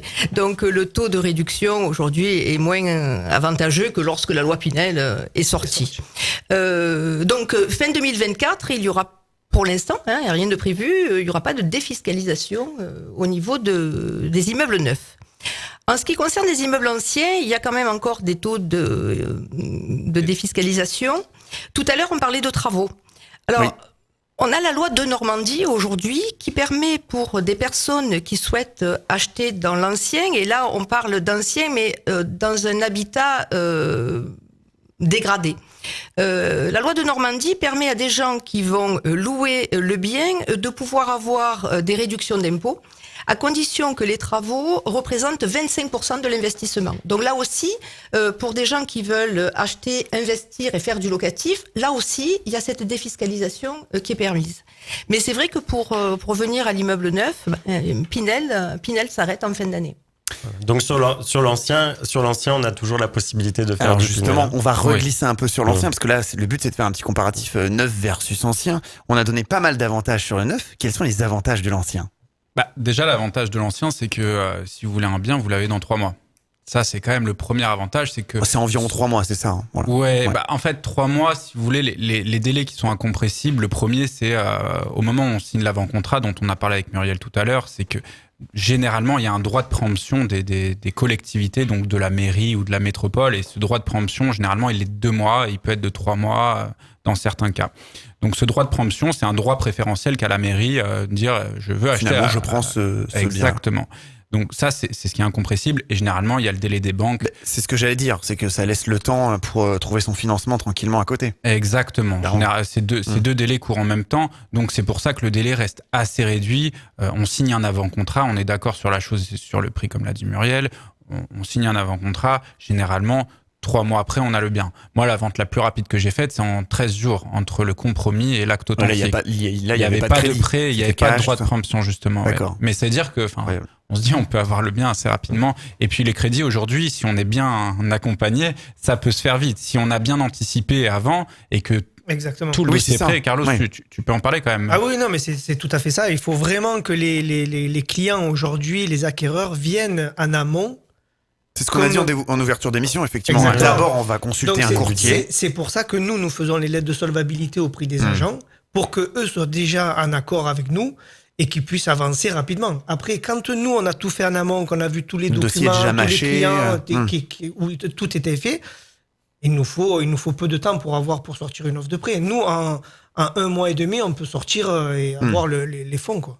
Donc là, le délai peut être très réduit. Donc, c'est-à-dire qu'en 2 mois, on peut... Donc là, gros avantage à l'ancien. Voilà, les délais, effectivement, parce que si on attend, c'est du temps où on est en location, etc. Et ça, c'est des frais qui peuvent être engagés pour les acheteurs. Ensuite, un autre avantage qu'on a, c'est l'aspect géographique. C'est-à-dire que dans l'ancien, on peut aller chercher un peu partout. On peut dire, finalement, je vais aller là. Donc les programmes immobiliers neufs, effectivement, ils sont à certains endroits très précis. C'est là et c'est pas ailleurs. On a moins de choix, en fait. Forcément, on a moins de choix. Et donc ça nous restreint un peu plus. Ensuite, en fonction des secteurs, l'ancien est quand même plus attractif en termes de prix. Bon, on n'a pas parlé. On n'a pas parlé du prix, effectivement. On n'a pas parlé du prix, mais du neuf est plus cher que l'ancien. Le prix est plus cher, mais comme on l'a dit tout à l'heure, les frais de mutation, 7,8% dans l'ancien, ça va vite, sur 300 000 euros. Ouais, c'est sûr. Et là, on est sur le long terme avec 000 euros. Ça peut, sur un bien, par exemple, à 250 000 euros, sur de l'ancien, on va monter à 20 000 euros, 20 000 euros de frais de notaire, quoi. Donc, il faut rajouter 20 000 euros. Donc, l'un dans l'autre, bon, de base, si vous regardez sur Internet, normalement, le neuf, proportionnellement, est plus cher. Mais dans l'ancien, il y a des faux frais, comme on en a parlé tout à l'heure. Il y a toujours des petits travaux. On veut toujours mettre les frais à long terme, les isolations à refaire, etc. Alors que dans le neuf, Je crois qu'à la base, je devais argumenter pour l'ancien. Non, je me suis trompé. On est Je suis dans un team vrai neuf, je suis échange. team neuf. Non, je Mais, rigole. non, mais puis ça dépend vraiment de l'envie de l'acquéreur aussi. Non, C'est parce ça, que- c'est que c'est pas une course contre l'ancien ou le. Non, parce qu'on a le quand même neuf, l'impression- vraiment. Je pense que c'est presque pas les mêmes acquéreurs. Oui. Moi, je vais vous dire, ça fait 10 ans que je vends de l'ancien. Parfois, je propose du neuf en disant, bon, bah, il y a cette alternative. Et généralement, ceux qui veulent de l'ancien, ils veulent de l'ancien parce qu'ils veulent avoir à faire des choses, ils veulent le cachet de l'ancien. Et ils souvent, veulent... le mot, c'est le cachet, oui. Ouais, absolument. ça revient Donc là, très c'est le fréquemment. cachet. L'emplacement. par exemple. Ça peut être l'emplacement. Je veux être à cet endroit et puis il n'y a pas de construction neuve à cet endroit parce que les plus beaux terrains, à part certains, on en a parlé avec Muriel tout à l'heure, qui sont en train de se construire, mais les plus beaux emplacements, normalement, ils sont déjà pris Ouais. quand même. Donc l'emplacement et puis évidemment le cachet de l'ancien, vous allez retrouver quelque chose. C'est une espèce d'âme qu'on retrouve pas forcément dans le neuf. Bon, après l'ancien, c'est vrai que c'est générateur de frais d'entretien. Un immeuble ancien a tendance à se dégrader. C'est vrai que pour un acquéreur, et ça, il faut qu'il le prévoit aussi dans son budget, mais Tout à fait, mais- à moyen et long terme. Le neuf, c'est l'option pas de souci, en fait. Le Finalement. neuf, c'est l'option, pas de souci, tout à fait. Et puis pendant 10 ans, on est tranquille. Ouais. Voilà. J'allais dire, à vous écouter, Ah. tous les avantages de l'un sont les inconvénients de l'autre. En fait, C'est on a ça. vraiment cette Ouais. Oui, impression-là. tout à fait. Ouais. Mais moi, j'ai vraiment envie de renforcer l'idée que acheter dans le neuf, ça peut faire peur parce que justement, on achète sur des plans. En fait, on a donc l'histoire des photos dont on parlait tout Ah bah à là, l'heure. il On y en a n'a pas pas, ça dans le neuf. On travaille sur C'est des du 3D. sur des visuels 3D. On met des meubles aussi dans les Ouais, visuels ouais. 3D pour vraiment qu'on arrive à se visualiser. Donc c'est vrai que ça peut faire un petit peu peur, mais Et ce qui fait peur, et c'est là que c'est particulier, c'est qu'en fait, on s'engage sur quelque chose qui n'existe pas. Ouais, c'est sûr. Et On n'a elle pas est- vu le bien. On n'a pas vu le qui bien. n'existe Ouais. pas, qui n'est pas tangible, mais en tout cas, d'un point de vue juridique, Alors, d'un point de vue tout à fait. administratif, ça l'est. C'est ça que je veux renforcer, c'est que un projet qui apparaît aujourd'hui sur une plaquette, c'est qu'il y a déjà toute une procédure juridique et administrative qui a été suivie, donc Et financière. et financière, une garantie qui est apportée par la banque, donc le projet ira jusqu'au bout. Et en plus de ça, au-delà de la GFA que tu parlais tout à l'heure, Muriel, pour les garanties financières, on a aussi la garantie biennale et décennale qui permet de Mais protéger c'est quand l'acquéreur une fois que C'est quand même plus compliqué, je pense, pour un appartement. Sur quelqu'un qui achète un terrain et qui construit sa maison par-dessus, il la conceptualise peut-être plus facilement qu'un appartement sur plan. Alors, il a aussi les mêmes garanties. Hein, Oui, certainement, mais au c'est niveau peut-être de plus l'immeuble facile neuf. une fois qu'on a acheté un terrain, se dire là, je vais avoir ma maison, etc. Alors qu'un appartement, c'est vraiment Oui, du plan c'est- pur et dur. C'est la maison individuelle, hein, donc c'est le côté individualité de la chose, Ça peut faire effectivement. plus peur et puis, finalement. Et puis souvent, en fait, ce qu'on a comme type d'acquéreur, c'est des personnes. On en a marre de la maison, punaise, l'entretien que c'est. Finalement, ça me coûte un bras, donc je veux acheter. Alors, Je fais- Et il y a aussi une question d'âge au niveau des acquéreurs. Exactement.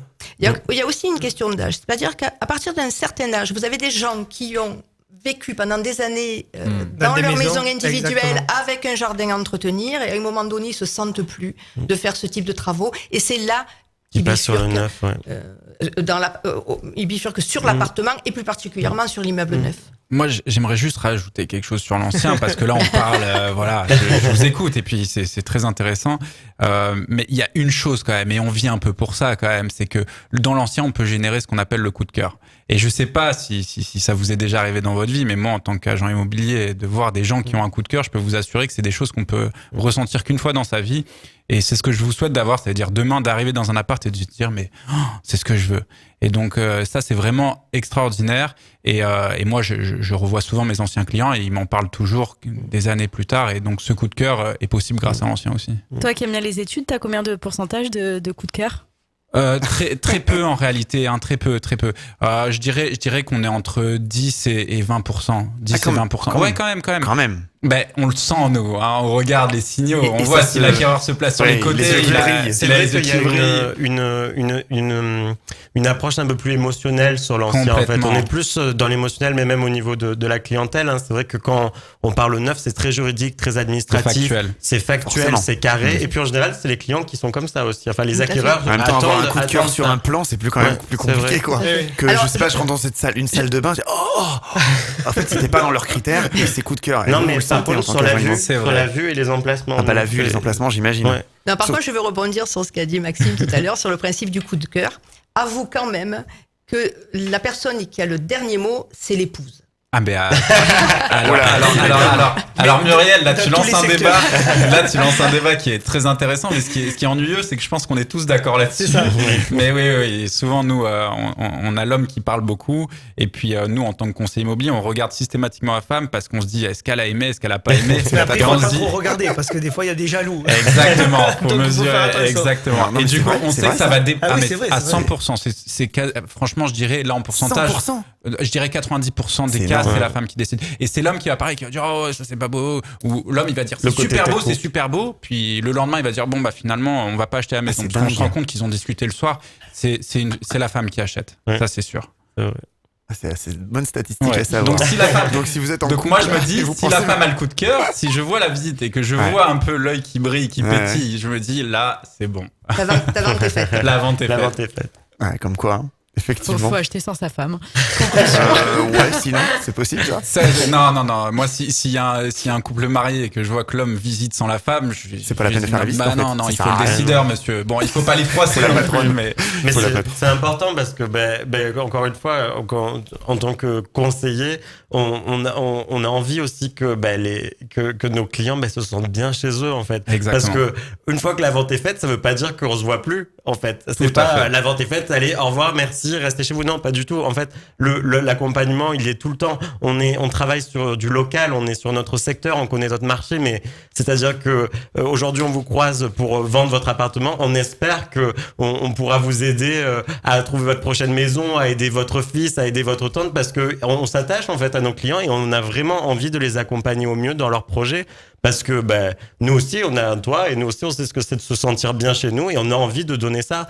Comme un restaurateur a envie de faire plaisir avec la nourriture, nous, on a envie de faire plaisir C'est pour que les vraiment gens un se sentent métier de bien chez passion. eux. hein, ça se c'est un sent. métier de passion. Ouais. Mais là où Pour je de rejoins vrai. à 100% Tanguy, c'est que on n'est pas juste de l'entremise, comme le disait Muriel tout à l'heure. On réalise des projets de vie. Mais Bon, c'est ça bien. fait un peu pompeux de dire ça, mais je vous Mais Ouais, tu mais peux, c'est tu vrai. peux détailler parce qu'effectivement c'est l'image qu'ont les gens. Hein. C'est voilà, Mais agent c'est pas du immobilier. tout ça, mais c'est, celui qui il fait est juste ça là pour les faire le mauvaises- bise entre les deux et puis les Non. deux parties, c'est tout. Mais et je Faut démystifier rebondis ça, sur alors. ce que disait Mylène tout à l'heure, un bon et un mauvais agent immobilier, celui qui vient parce qu'il se dit le métier c'est ça, c'est juste de l'entremise, il dure pas parce qu'en fait on réalise des projets de vie. Enfin, parfois il y a des problématiques très compliquées, on doit accompagner les gens. Il y a aussi un peu de psychologie là-dedans. Il y a même beaucoup de psychologie là-dedans. Et puis on les accompagne. C'est pas du one shot la vente immobilière. On les accompagne sur du moyen terme. Ça dure quelques mois. Il y a des visites, des revisites. Généralement. Comme l'a dit Tanguy, maintenant on veut faire un investissement locatif, on va aussi les accompagner parce qu'on les a bien conseillés. Donc Oui, ils vont rappeler leur agent et leur courtier. on quoi. est une sorte C'est de pas commerçant logique. de quartier. On est une sorte de commerçant de quartier. Et moi, j'ai pour coutume de dire que un conseiller immobilier, ce qui est important, c'est qu'il doit connaître son secteur. Tout à l'heure, on en parlait. Je fais le parallèle. Je dis, on va voir un médecin parce qu'il connaît le corps humain. On va voir un agent immobilier parce qu'il connaît son secteur. Moi, Alors je justement, connais. c'est quoi? C'est-à-dire qu'on peut repérer un agent immobilier, un mauvais agent immobilier, s'il dit moi j'ai un secteur de, je sais pas, 200 km, je dis n'importe quoi. Un peu. C'est quoi un secteur d'un alors, agent je vais pas immobilier? stigmatiser C'est parce 15, que 20, 30 km autour? moi, je suis ultra Environ. spécialisé. Je travaille dans une ville où je travaille presque un secteur d'une ville au début. Alors, je sais quand que chez j'ai- IAD, c'est le cas. Je crois que vous avez déjà un agent immobilier qui sont De très, proximité. très, très proximité. Parce Ouais. qu'on est des agents de proximité. Parce que moi, quand je vends un appartement, oui, je vends l'appartement, mais je vends un arrêt de bus à côté parce qu'il y a Une école, il y a la une fille qui boulangerie. doit aller tous les jours au collège. C'est très important qu'il y ait un arrêt de bus. C'est important qu'il y ait une pharmacie. C'est important qu'il y ait ça. C'est important de connaître quel est le voisinage. C'est important de connaître aussi la copropriété. Quels sont les acteurs économiques. C'est presque un détective privé, en fait, l'agent immobilier. Mais moi, je connais tout le monde dans Non, mon secteur, mais c'est absolument. très important ça. Parce Tanguy, qu'en c'est fait, pareil. quand un acheteur vient m'acheter. T'es obligé en fait parce que tu accompagnes vraiment les clients dans leur nouveau mode de vie. Donc par exemple, si tu Faut vas les avoir projeter, en fait. Tout à si fait. tu vas avoir par exemple une cliente qui veut acheter une nouvelle maison et en fait elle sa priorité c'est d'avoir un bureau, toi tu vas te débrouiller pour lui trouver un bureau à côté de chez elle en fait. Et il se trouve que tu connais le boulanger, tu sais que le boulanger il avait un local et ce local là ça serait un bureau parfait pour ta cliente et elle l'aurait jamais trouvé par elle-même. Et c'est vraiment cette connaissance de ton marché local, cette connaissance des gens parce que c'est un métier humain en fait. On parle d'humain et je pense que c'est vraiment la base de ce métier, c'est ça, c'est l'humain. Il faut connaître les gens, faut connaître son quartier et il faut faire ça pour les bonnes raisons, pour clôturer. Eh bien, tout ça, c'est parfait pour clôturer cette première partie. Maintenant, on va essayer de s'intéresser un petit peu plus près à vos métiers, justement. Allez, on se retrouve dans quelques secondes sur votre radio. Pour réécouter toutes nos émissions, on vous donne rendez-vous sur notre site internet fautquonenparle.fr et sur toutes les plateformes de podcast. Faut qu'on en parle, seconde partie. Et oui, on l'a dit dans le sommaire, la recherche de la perle rare immobilière ne se limite pas à scruter les annonces. Nous allons maintenant aborder avec nos invités les métiers de l'immobilier qui vont vous faire réussir votre vente ou votre achat. Faut qu'on en parle, les chiffres. Luc, tu peux nous donner quelques chiffres sur les agences immobilières en France ? Oui, en France, on compte environ 30 000 agences immobilières. 98% d'entre elles comptent moins de 9 salariés et un quart sont sous franchise. Elles génèrent à eux seuls 40% du chiffre d'affaires en France. Mais il faut noter quand même que 10% d'entre elles ferment chaque année. C'est énorme, c'est ce qui reflète un petit peu la problématique de la crise dans ce secteur. Les agences indépendantes, elles, sont majoritaires. Elles représentent les 3/4 des agences et des agents sur le terrain. Plus de 2/3 de ces agences n'emploient aucun salarié, indiquant donc une prédominance de ces petites entreprises individuelles. Et est-ce que les agents réalisent toutes les ventes en France ? Non, pas du tout, mais cependant, contrairement aux perceptions, 68% des transactions immobilières sont facilitées par des agents immobiliers, tandis que seulement 19% se font directement entre particuliers. On peut noter qu'il y a environ 240 000 transactions entre particuliers directement, qui génèrent environ quand même 1,8 milliard d'euros de chiffre d'affaires. Et il existe aussi les mandataires dans ce milieu qui n'ont pas d'agence et permettent d'avoir des commissions réduites. Est-ce que tu peux nous en dire plus ? Oui, ces professionnels, on en a en plateau effectivement, utilisent principalement Internet pour leur activité et représentent 5 à 10% du marché. Comme tu le signales, ils bénéficient clairement de commissions très attractives grâce à ces coûts opérationnels très réduits. Vouloir acheter un bien, c'est bien. Le financer, c'est mieux. Luc, est-ce que tu as quelques chiffres sur le métier de courtier en prêt immobilier ? Alors, la première agence de courtage, elle date de 1971, Carlos. Ça date. Le métier de courtier a bien évolué. C'est aujourd'hui un secteur qui compte 34 000 professionnels, dont 70% de très petites entreprises. Et oui, il n'y a pas que les gros du marché. On connaît tous, les gros, on va pas leur faire de la publicité ici, mais il n'y a loin d'avoir que sur le marché. Il existe beaucoup de courtiers indépendants ou rattachés à des petites sociétés qui effectuent un travail remarquable car ils sont très très proches du terrain local. Nous venons d'en parler juste avant. Et avant de continuer à rentrer dans les coulisses des métiers de l'immobilier, voici quelques réactions que vous nous avez laissées avec le hashtag FQEP et sur notre répondeur le 07 839 839 75. Faut qu'on en parle, les réactions des auditeurs. On a Ilyes du côté de Marseille. Les notaires, ça coûte une blinde dans le processus d'achat et ça sert à rien. Voilà comment on se fait arnaquer en France. C'est clair, c'est dit. Marie de Bordeaux, j'ai fait appel à un courtier pour mon achat. Il m'a vraiment assisté sur tout et tout le long. Je recommande vraiment d'y faire appel.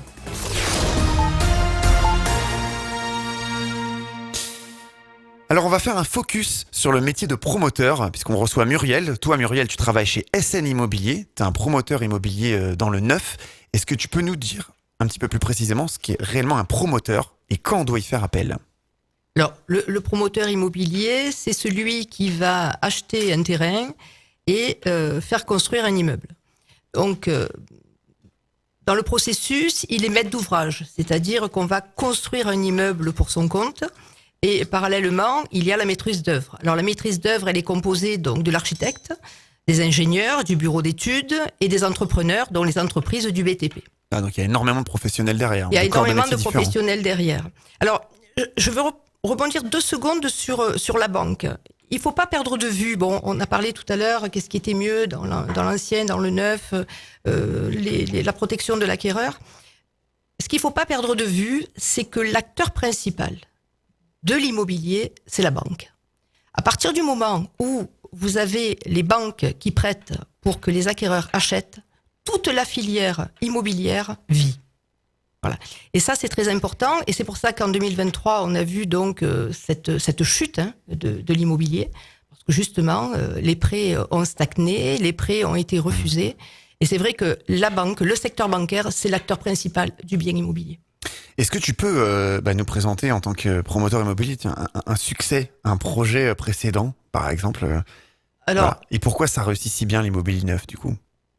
Alors d'abord, il y a l'emplacement. C'est vrai que moi primordial ça. Oui, c'est primordial. Moi, je suis responsable du service juridique de SN Immobilier. C'est un promoteur qui œuvre depuis plus de 30 ans sur la Ciotat. C'est un professionnel de l'immobilier. Il construit essentiellement sur la Ciotat et dans le Var. Alors dans le Var, entre 2019 et 2021, on a sorti 3 jolis projets. Que de l'habitat, il n'y avait pas de commerce ni de bureaux. On a démarré sur 110 logements. Ensuite, 57 logements. Et enfin, on a terminé par un petit collectif de 38 logements. Et c'est vrai que les prestations qui sont offertes, notamment par SN Immobilier, ils plaisent, tant au niveau de l'architecture que des matériaux et produits qui sont Ça, c'est primordial quand on offerts. choisit son promoteur. Oui. Oui. Ouais. Peu importe en France, parce que là, oui. on Alors, fait focus sur... Tout sur- à fait. Ce qui est important, ce sont les prestations. Et ce qui est important aussi, c'est l'architecture. Alors, c'est vrai que l'architecture, pour un promoteur immobilier, c'est ce qui va lui coûter le plus cher. Mais c'est vrai que c'est ce qui va attirer le client. Ouais, ce qui peut générer un coup de cœur sur le neuf, finalement. Oui, tout à fait. Quand le client, sur photo, sur papier, sur les plans du permis de construire, va voir l'architecture de son futur immeuble, du futur immeuble qu'il va avoir en copropriété avec d'autres, c'est ça qui va l'attirer dans un premier temps. Donc c'est vrai que l'architecture est très importante pour un promoteur immobilier. Comment on peut assurer la qualité des constructions chez un promoteur immobilier? Comment ça se passe? Alors, la vente d'immeubles à construire est encadrée.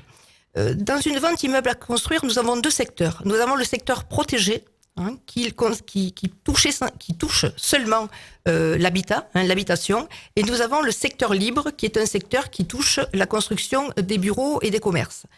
Le secteur libre, on est moins encadré dans le cadre du formalisme, notamment pour la signature du contrat de réservation ou avant-contrat. Par contre, le secteur protégé, lui, il est encadré par le Code de la construction et de l'habitation, et le promoteur ne peut pas prendre des accords avec son acquéreur sans passer par un contrat préliminaire, on appelle vulgairement le contrat de réservation.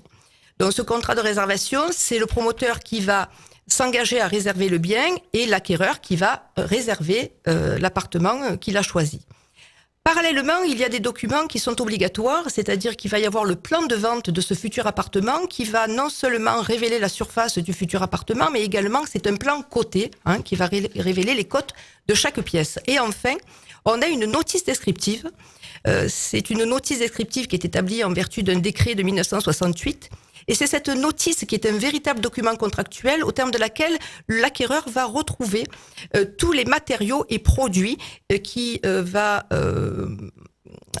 vont être utilisés dans le cadre de son appartement. Alors ça va être bien entendu le sol, le carrelage, la faïence, l'électricité, la plomberie. Donc déjà l'acquéreur il va être renseigné dans le cadre de cette notice descriptive parce que le promoteur lui assure, et contractuellement il y est tenu, des matériaux et produits qui vont être contenus dans cet appartement et dans l'immeuble bien entendu. Donc du coup c'est pareil en termes de garantie, d'assurance de construction offerte, tout ça c'est... Alors, les assurances. Alors tout à l'heure on a parlé de l'assurance, de la garantie légale d'achèvement. Ensuite on a d'autres garanties légales en matière d'immeuble neuf. Alors déjà, un promoteur il doit s'assurer, on appelle ça l'assurance dommage-ouvrage constructeur non réalisateur, qui va garantir le bien pendant 10 ans. Et après vous avez d'autres garanties légales qui vont s'appliquer. C'est-à-dire qu'un acquéreur, quand il va réceptionner son bien, il va encore avoir 1 mois pour se manifester dans le cadre des vices apparents. Ensuite, il va avoir la garantie d'1 an de parfait achèvement. Il va avoir la garantie 1 an d'isolation phonique. C'est une garantie qui va être propre au premier occupant.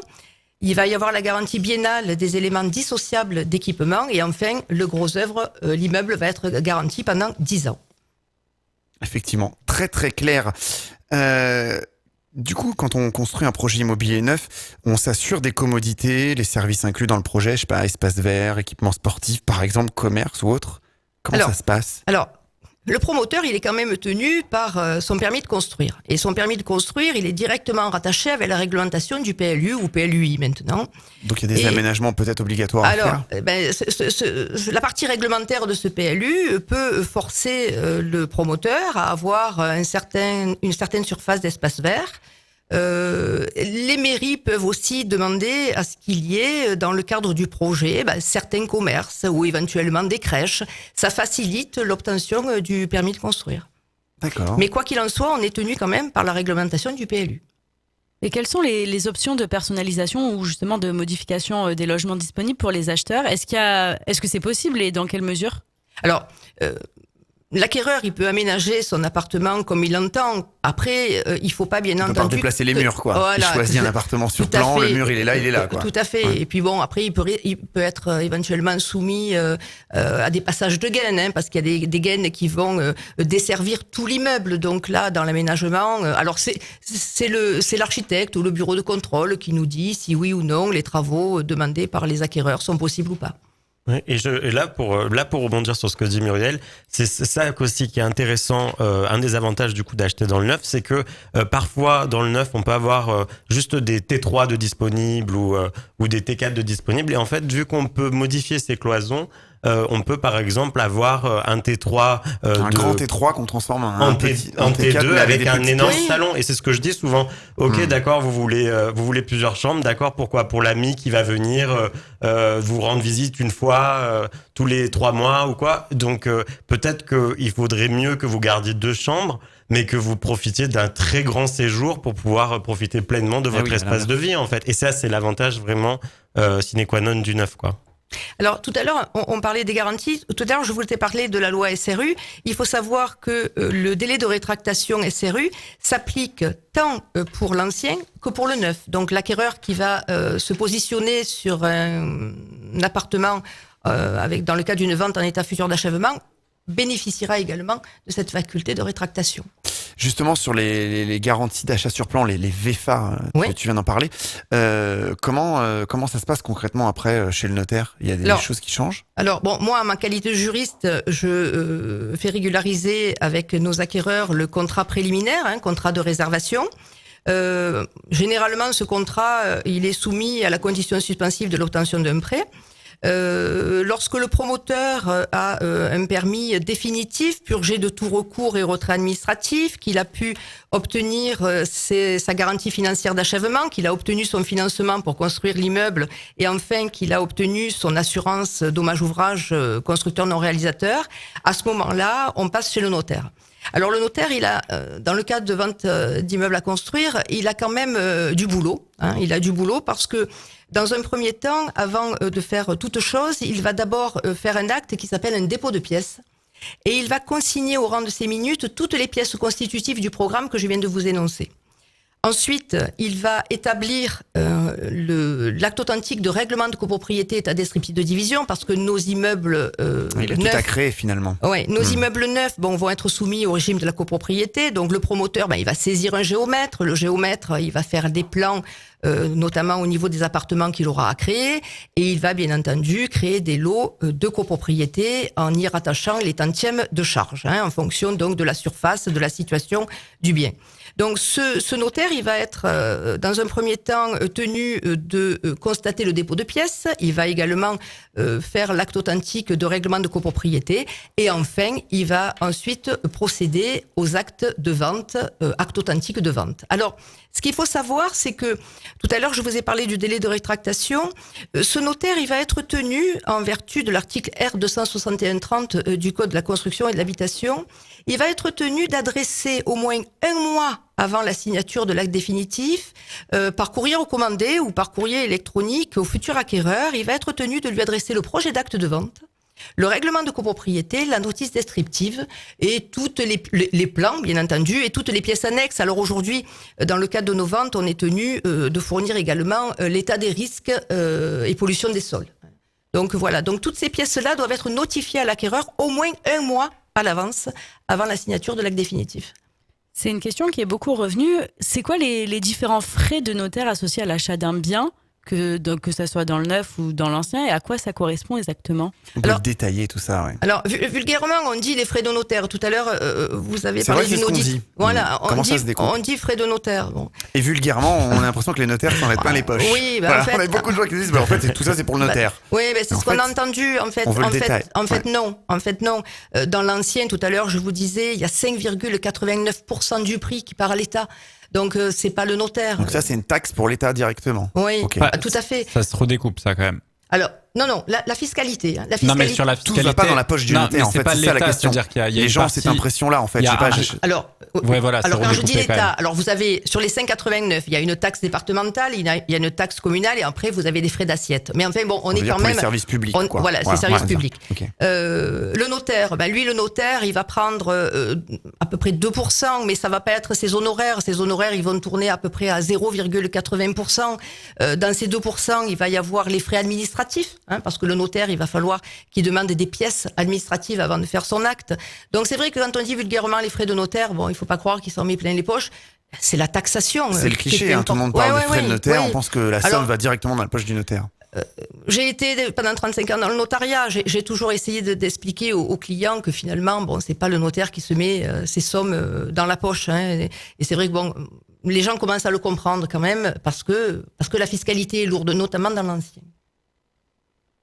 Effectivement.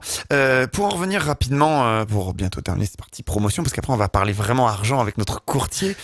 Comment on gère du coup les retards de construction et tout ce qui est imprévu? On en a parlé, ça peut arriver. Comment ça se C'est gère très anxiogène. C'est très anxiogène parce que pour tout le monde? Pour tout le L'acheteur, monde. le promoteur. Ouais, pour tout le monde. Parce que déjà, le promoteur, pour pouvoir construire, il a besoin d'un prêt bancaire. Ce prêt bancaire, tant qu'il n'a pas fini son projet de construction et tant qu'il n'a pas vendu, il a lui aussi des intérêts qui sont très lourds. Vis-à-vis des clients, on est des professionnels de l'immobilier, on espère les satisfaire en essayant de respecter un délai prévisionnel de livraison, mais malheureusement, il y a des aléas qu'on n'arrive pas à gérer. Donc, pas contrôler. en fait, Alors c'est pas que le vent, effectivement, Non, mais mais y a par pas exemple, que- je sais pas, un plaquiste qui se casse une jambe. Dans un programme, là, on termine un programme sur la Ciotat. On a eu 2 plombiers qui ont procédé à des liquidations judiciaires. Ouais, ça. Donc ça, vous le maîtrisez pas. Et c'est quand un plombier n'est pas sur un chantier, c'est tout qui est bloqué. Et donc, ce sont des aléas qu'on n'arrive pas à maîtriser. Donc, nous, promoteurs, on languit de terminer notre programme, et puis l'acquéreur, lui, il languit de poser ses valises et de rentrer dans son appartement. Oui, Et donc petit conseil acquéreur du coup pour le neuf, pour les personnes qui prévoient, pour les futurs acquéreurs qui veulent acheter dans le neuf et qui prévoient par exemple de prendre un logement en attente de pouvoir acquérir un bien dans le neuf et se dire voilà, on m'a dit que ça allait être livré 3e trimestre 2025 par exemple, prévoyez une marge de manœuvre parce qu'il y a c'est plein d'éléments. systématique ça? Est-ce qu'il y a tout le temps des retards ou c'est livré à l'heure? Mais on sait dans la Livré vraie à l'heure, ça Ça existe existe pas. pas. dans Livré le à l'heure, métier. ça C'est existe très clair. pas. Ça existe pas dans le métier. Voilà, il n'y a pas de Non, mais ça, c'est super important de le promoteur savoir. qui. Ouais. Non, c'est voilà, il y a pas un super Franchement, promoteur en France qui trois- respecte. le trimestre, il faut le compter. Un Le trimestre, trimestre, il faut tout à fait. le trimestre, Sauf il que faut le si on dit compter. c'est 3e sûr. trimestre 2026, c'est plutôt C'est 4e trimestre Voilà, en gros, 2026. c'est fin Voilà. décembre 2026. C'est là, c'est Faut sûr et prendre certain, ça. ça sera pas avant en tout cas. Et ensuite, si on est vraiment prudent, on rajoute encore 3 mois. Mais bon, en général, quand même, s'il se passe, un problème comme le Covid, par exemple, Ah oui, non, mais là, voilà, totalement donc ça différent. c'est plein de personnes, mais il y a des personnes qui là venaient d'acheter l'appartement et qui attendaient que l'appartement soit fait, mais le promoteur il peut rien faire là à partir de ce moment-là. Donc, si vous faites un achat dans le neuf, faites-vous dans votre prévisionnel votre marge d'erreur. Prévoyez-le, en tout cas. 3 à Voilà. 6 mois du coup. 3 3 à à 6 6 mois. mois, ouais. 3 à 6 mois. 3-6 mois en plus. Ne vous faites pas surprendre, parce que ça se fait. Voilà. Prévoyez-le. Vous êtes dans Faut qu'on en parle, justement dans l'émission Immobilier. On se retrouve dans quelques secondes. On va être focus sur l'argent. Ça, c'est important, l'argent, hein, Carlos? Réagissez 7 jours sur 7, 24 heures sur 24 à toutes nos émissions sur notre répondeur non surtaxé, le 07 839 839 75 et sur les réseaux sociaux avec le hashtag FQEP. Et oui, focus maintenant sur un métier primordial, celui de courtier. En effet, lorsque l'on achète un bien, on l'achète malheureusement très rarement en cash. On cherche un financement et souvent le meilleur, ce qui va nous coûter le moins cher possible. Donc ce soir, nous avons Carlos avec nous qui travaille chez Andersen Consulting. Carlos, est-ce que tu peux nous expliquer ce qu'est un courtier? Bien sûr. Alors, déjà, pourquoi passer par un courtier? Parce que nous avons différents avantages par rapport à un client lambda qui va voir sa banque. Nous travaillons avec toutes les banques. Donc, nous avons les conditions aujourd'hui de toutes les banques qui existent. Donc, l'avantage, c'est par rapport à la cliente ou le client qui arrive nous voir dans le bureau. C'est un agent immobilier peut-être qui nous l'envoie. Donc, c'est pour le rassurer à lui déjà. Ensuite, nous avons des obtentions de prêts qui sont différentes par rapport à si vous allez vous directement voir la banque, parce que nous avons des avantages au niveau des assurances de prêt, au niveau des conditions, parce que nous allons régulièrement voir les banques. Et si vous y allez tout seul, vous n'allez pas avoir les mêmes conditions que nous. Aujourd'hui, on entend beaucoup de choses en disant que les courtiers, c'est bien, c'est pas bien. Mais aujourd'hui, en fait, nous, notre but, c'est que le client soit satisfait. Pour que le client soit satisfait, c'est qu'il faut qu'on ait les meilleures conditions du marché. C'est ça, là c'est clairement une question d'argent. Donc passer par un courtier, il faut que le courtier, ça coûte moins cher. En plus, avant, on disait aussi que le courtier était rémunéré par la banque. Aujourd'hui, nous ne sommes plus rémunérés par la banque. D'accord. Mais aujourd'hui, nous sommes comme un avocat. Vous allez voir un avocat, vous payez un avocat. Ben, nous, aujourd'hui, en tant que courtier, c'est la même chose. Donc, vous venez nous payer. Donc, nous, on est obligatoirement issus de vous faire quelque chose de bien. D'accord, donc ça marche comme ça aujourd'hui. Et on vous paye après l'obtention du prêt. Alors, aujourd'hui, comme on Comme parlait avant, tout à l'heure des compromis, des actes définitifs, alors nous, on va travailler pareil qu'un agent immobilier. Lui, il va faire les recherches pour un appartement ou une maison. Et nous, ils vont faire les recherches financières. Donc, c'est-à-dire que l'agent immobilier peut m'envoyer une cliente ou un client au mois de mars. S'ils n'ont pas trouvé de bien jusqu'au mois de juillet, je vais continuer à faire les démarches comme il faut que je les fasse jusqu'au mois de juillet. Quand ils ont signé le compromis, à ce moment-là, j'attaque mes démarches administratives. Logique, puisqu'en plus les taux des banques changent, etc. Donc ce qu'on Ça change retrouve tous en les mars. mois. Toutes les conditions changent tous les mois et c'est pour ça que nous, on a l'avantage d'avoir toutes les conditions. Alors justement, quelle est ta méthode pour évaluer les besoins d'un client, trouver les propriétés qui correspondent et le bon financement? Comment tu t'y prends? Ben, après, ça dépend de la demande du client aussi. C'est lui, en fait, qui va nous diriger vers là où il veut aller par rapport à l'agent immobilier derrière. D'accord. L'agent immobilier va nous dire, voilà, j'ai une cliente qui m'a dit qu'elle a tant de capacité. Donc moi, après, pour vérifier tout ça, il faut vraiment que j'ai tous les éléments des clients. Comme je disais, vous allez en banque, vous allez dire, c'est quoi ma capacité? On va vous dire tant. Mais vous oubliez de dire que, par exemple, vous êtes en séparation, que vous avez une pension alimentaire. Vous allez oublier de dire que vous avez un leasing. Donc tout ça, en fait, il faut le prendre en compte. Et beaucoup de personnes ont eu des surprises. Il y a peu de temps, je l'ai eu. Ils ont été en banque, on leur a dit oui, il n'y a pas de souci. Et au final, ils ont signé le compromis. Et après le compromis, ils ont eu le refus, quoi. Ah oui. Donc nous, on n'est pas là pour ça, justement. On est là pour les accompagner. Oui, et puis quand c'est pas ni nous... dans l'intérêt de l'acquéreur, ni dans l'intérêt du courtier, ni de l'agent Exactement. immobilier. Parce qu'au L'agent final, à la fin, immobilier, rien surtout. se fait, personne gagne Surtout de l'agent l'argent, tout le monde est immobilier et déçu. nous-mêmes. Parce que, comme on vous dit, nous, on est payé par le client. Eh oui. Aujourd'hui, on n'est pas payé par quiconque. Donc, on est indépendant. Et c'est pour ça qu'il faut faire vraiment attention à ce qu'on dit au niveau des clients. Et les coulisses, du coup, lors des négociations avec les banques, ça se passe comment? Ben, en fait, comme je vous disais, ça dépend le client aussi. Parce que selon les conditions des banques, ça peut modifier par rapport aux revenus. Donc, c'est-à-dire qu'au plus, aujourd'hui, au plus on gagne, au plus c'est avantageux. Donc, c'est pour ça qu'après, nous... Ça, c'est le cliché on prête qu'aux riches, non? Plus ou moins. C'est vrai. Ben, Je c'est vérifie. plus ou moins vrai, parce qu'après, quand il nous faut de l'apport. Avant, on pouvait emprunter sans avoir de l'apport. Ah oui, ça c'est une Aujourd'hui, question. on est obligé d'avoir au moins 10% de la capacité. Donc, D'accord. Aujourd'hui, on est obligatoirement, il vraiment, nous c'est faut 10% minimum. Ah oui. C'est le ticket d'entrée. alors aujourd'hui, ça revient un peu en arrière. Ils acceptent. Oui, parce qu'il y a quelques années de ça, on pouvait même acheter frais notaires Bien sûr, inclus, mais tout Tout à fait. ça. On empruntait même, on disait on emprunte 110% Ouais, parce qu'il y avait 110%, aussi ouais. les frais de notaire. Exactement. Ça se Il fait de moins t'inclut. en moins.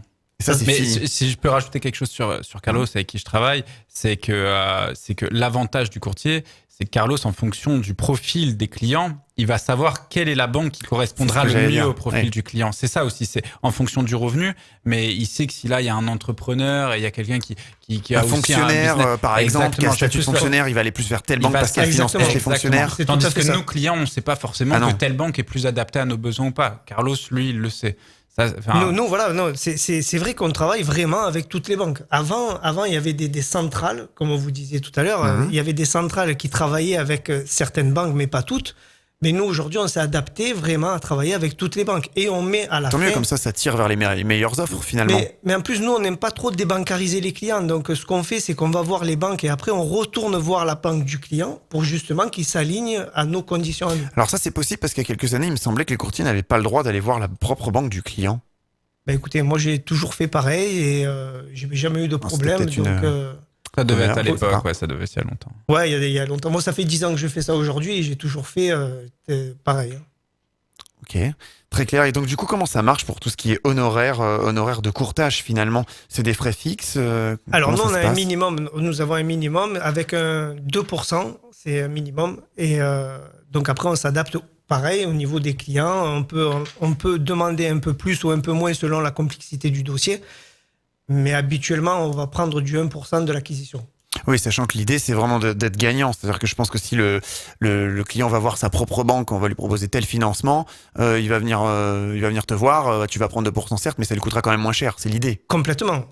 Après, c'est vrai que c'est un frais, c'est des frais qu'il faut sortir, en plus des frais de garantie, des frais de dossier, des frais de notaire. Mais au final, c'est un gain de temps et un gain d'argent. Exactement. Au final, les acquéreurs s'y retrouvent, c'est-à-dire la crainte de départ de faire appel à un courtier, de faire appel à un agent immobilier, tout ça, elle est complètement justifiée après, quand on a gagné tout ce temps et tout cet argent, au final, qu'on aurait voulu économiser. C'est des petites économies qui valent pas le coup qui, au final, ne sont pour pas un des projet économies, comme quoi. ça. Voilà, qui au final ne sont pas des économies. C'est une illusion de penser C'est ça. de faire des économies comme C'est ça. On a une question de Héloïse qui nous dit « Je suis apprenti, est-ce que je peux emprunter grâce à un courtier ?» Est-ce qu'il peut aider quelqu'un qui est apprenti? Apprenti, après, il faut voir dans le secteur où il travaille. C'est complexe aussi, donc il faut vraiment tout regarder. Le fait qu'apprenti est un CDD, c'est ça le souci? Alors, on a financé déjà des CDD. Après, on peut avoir, si vous voulez, par rapport à l'employeur, si on a une attestation d'emploi ou d'embauche, on peut éventuellement le suivre. Mais voilà, il faut l'ancienneté Ça aussi fait... peut-être parce qu'un apprenti il peut Alors, très par bien avoir exemple, fait un bac plus 2, puis un bac plus 3, puis un bac plus 5. Par exemple, parce que ça peut jouer. dans la fonction publique, on est en CDD avant d'être fonctionnaire. Donc, on est en CDD pendant un laps de temps. Ça peut être 3 ans, 4 ans, 5 ans. Et on peut prêter à ces gens-là aussi. Et une promesse d'embauche, aux yeux de l'État, ça fait foi? C'est pas auprès de l'État, c'est auprès de la banque. En fait. Auprès de la banque, oui, Faut arriver pardon. à Ça fait convaincre foi. la En fait, après, voilà, c'est selon le métier. Selon le métier. Donc après, on sait qu'aujourd'hui, infirmier, kiné, tous ces métiers-là, il n'y a pas de souci. Après, si vous êtes dans une petite structure et que vous venez de commencer, c'est peut-être moins évident. C'est-à-dire qu'en fait, finalement, ils vont prendre en compte ils pourraient prendre en compte une promesse d'embauche pour un infirmier, alors qu'en fait, il y en a à tous les coins de rue, et pas une promesse d'embauche d'un secteur très particulier. Ça n'a pas de poids, ça? Alors, particulier, c'est un poids, Une oui, petite parce qu'aujourd'hui, structure, par exemple, qui dit, moi, après, je vais embaucher mon apprenti en CDI. Ah non, mais ça c'est faisable aussi. Okay. C'est faisable aussi. Mais après, comme je vous dis, selon la structure, si la structure est viable, il n'y a pas de problème. Et pour revenir au médical, aujourd'hui, les banques, elles apprécient beaucoup le médical parce que ça marche très bien. Et quelles sont les banques qui se tournent Enfin, le CDI, on a toujours entendu, il faut un CDI pour acheter. Oui, clairement. Quelles sont les banques sur lesquelles on peut se renseigner quand on n'a pas de CDI et qu'on veut acheter? Alors, quand on n'a pas CDI, c'est compliqué. Parce que, bon, comme je vous disais... Mais toi, Carlos, tu as déjà réussi à financer des gens dans des cas comme ça? Moi, je suis magicien. Non, c'est pas vrai. Je plaisante. Ah bah là, on a 100 messages, ils vont tous aller chez Carlos Ils ce vont soir. tous appeler en personne consulting. Mais c'est à Paris, vrai c'est une agence d'ailleurs. Non, mais c'est vrai en plus que moi, natif, comme je disais tout à l'heure, de la Ciotat, c'est beaucoup de bouche à oreille.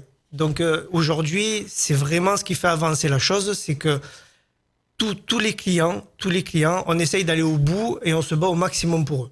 Donc c'est pour ça que c'est avantageux de passer par un courtier, parce que quand vous allez voir un conseiller à la banque, lui qui vous dise que c'est refusé ou pas refusé, pour lui c'est égal.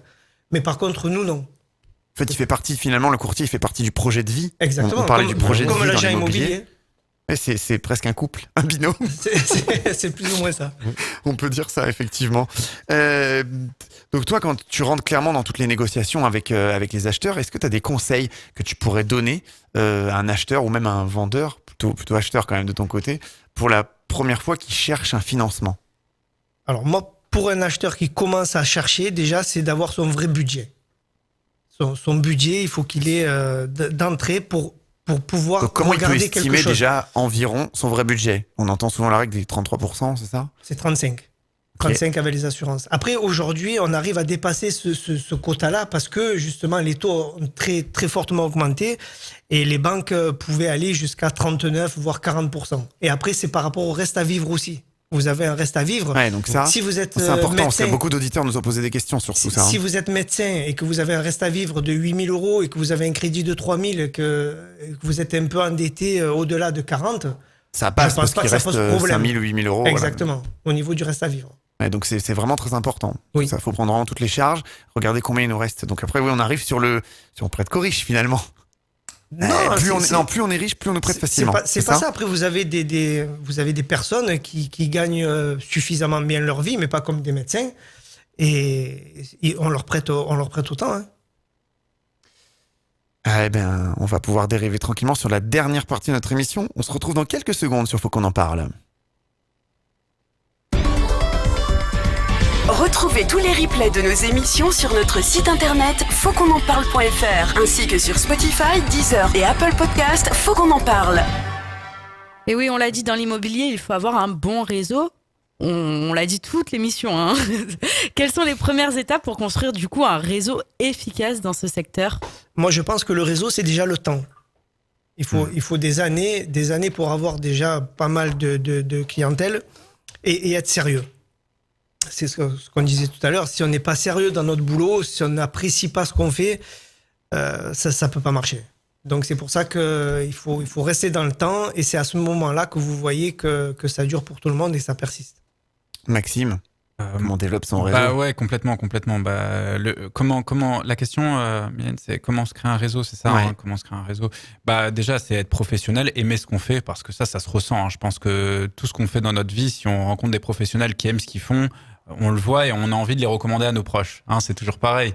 Vous allez dans un bon restaurant, si le serveur est sympa, si la nourriture est de C'est qualité, clair. eh ben vous allez en parler à vos proches, vous allez dire allez-y. Donc je dirais le plus difficile, c'est d'avoir ses premiers clients et après le réseau, on le crée justement en Bouche faisant à du bon oreille. Après, ça travail. fait un bon peu boule travail. de neige. Ouais, ça fait Mhm. boule de neige. Et après, le réseau, le tissu relationnel qu'on a, on va effectivement le travailler. C'est-à-dire qu'en tant que ce soit courtier, conseiller immobilier, qu'est-ce qu'on va faire ? On va aussi se rapprocher des professionnels du secteur. Carlos a des clients. Ces clients peuvent m'acheter un bien demain. Moi, j'ai des clients demain qui peuvent avoir recours à un prêt relais ou qui peuvent demander un Ouais, donc prêt. le réseau C'est interprofession très déjà. important parce Mm. qu'on recommande des professionnels de confiance et ces professionnels de confiance, il y a les vases communicants derrière.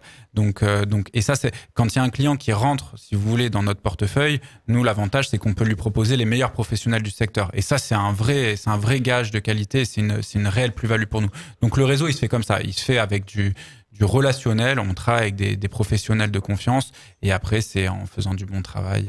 Donc ça peut permettre de détecter un bon agent immobilier. On peut demander à son agent immobilier, est-ce que vous connaissez un courtier à me conseiller? Complètement. Oui, je travaille avec machin, truc. Complètement. Donc, et moi, je rajouterais une petite chose là-dessus, c'est que nous, chez IAD, on travaille avec une application qui s'appelle ProperTips et qui permet de rémunérer le bouche à oreille. Donc, ProperTips, c'est quoi ? C'est une application qui a été créée en 2016 par des conseillers immobiliers parce qu'ils se sont dit, c'est dommage, hein, Mylène, demain, tu vas manger dans un restaurant, par exemple, tu aimes bien ce restaurant, tu vas en parler à des amis, mais tu ne seras pas rémunéré pour ça. Pourtant, tu auras fait la pub de ce restaurant. Hein, le bouche-oreille, on a tendance à dire que c'est la c'est pub vrai. la plus importante.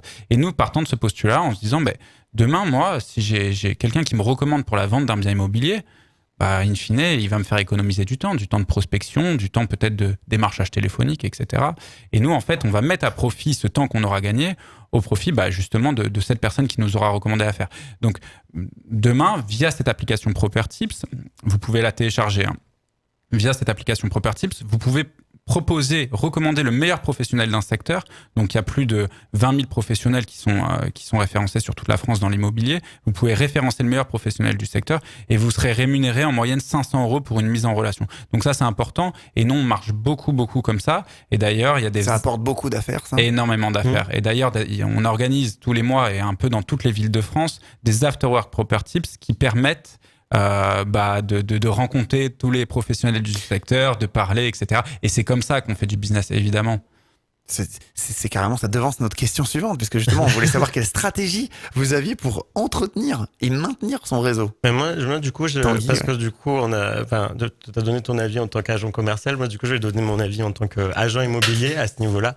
Donc, en fait, c'est que au niveau de nourrir le réseau, parce que là, pour le coup, quand t'es agent immobilier, tu peux vite avoir quelqu'un qui te prend ta vente, ou alors tu peux avoir quelqu'un qui vend un appartement et qui te coupe ton travail. En fait, au final, le client vient te voir et dit voilà, j'ai besoin d'aide pour chercher un appartement, tout ça. Et au final, le client va aller directement voir le propriétaire. Et alors toi, t'as un mandat, tout ça. Et au final, t'es complètement lésé dans le game, quoi. Donc, nous, en tant qu'agent immobilier, chez Campo Immo, ce qu'on fait, c'est que on nourrit notre réseau, en fait. C'est-à-dire qu'on fait preuve de confiance. On travaille un petit peu à l'ancienne, au final. C'est un petit peu comme ça que ça fonctionne. Donc, on met l'humain au cœur de nos relations. C'est-à-dire qu'on fait preuve d'empathie.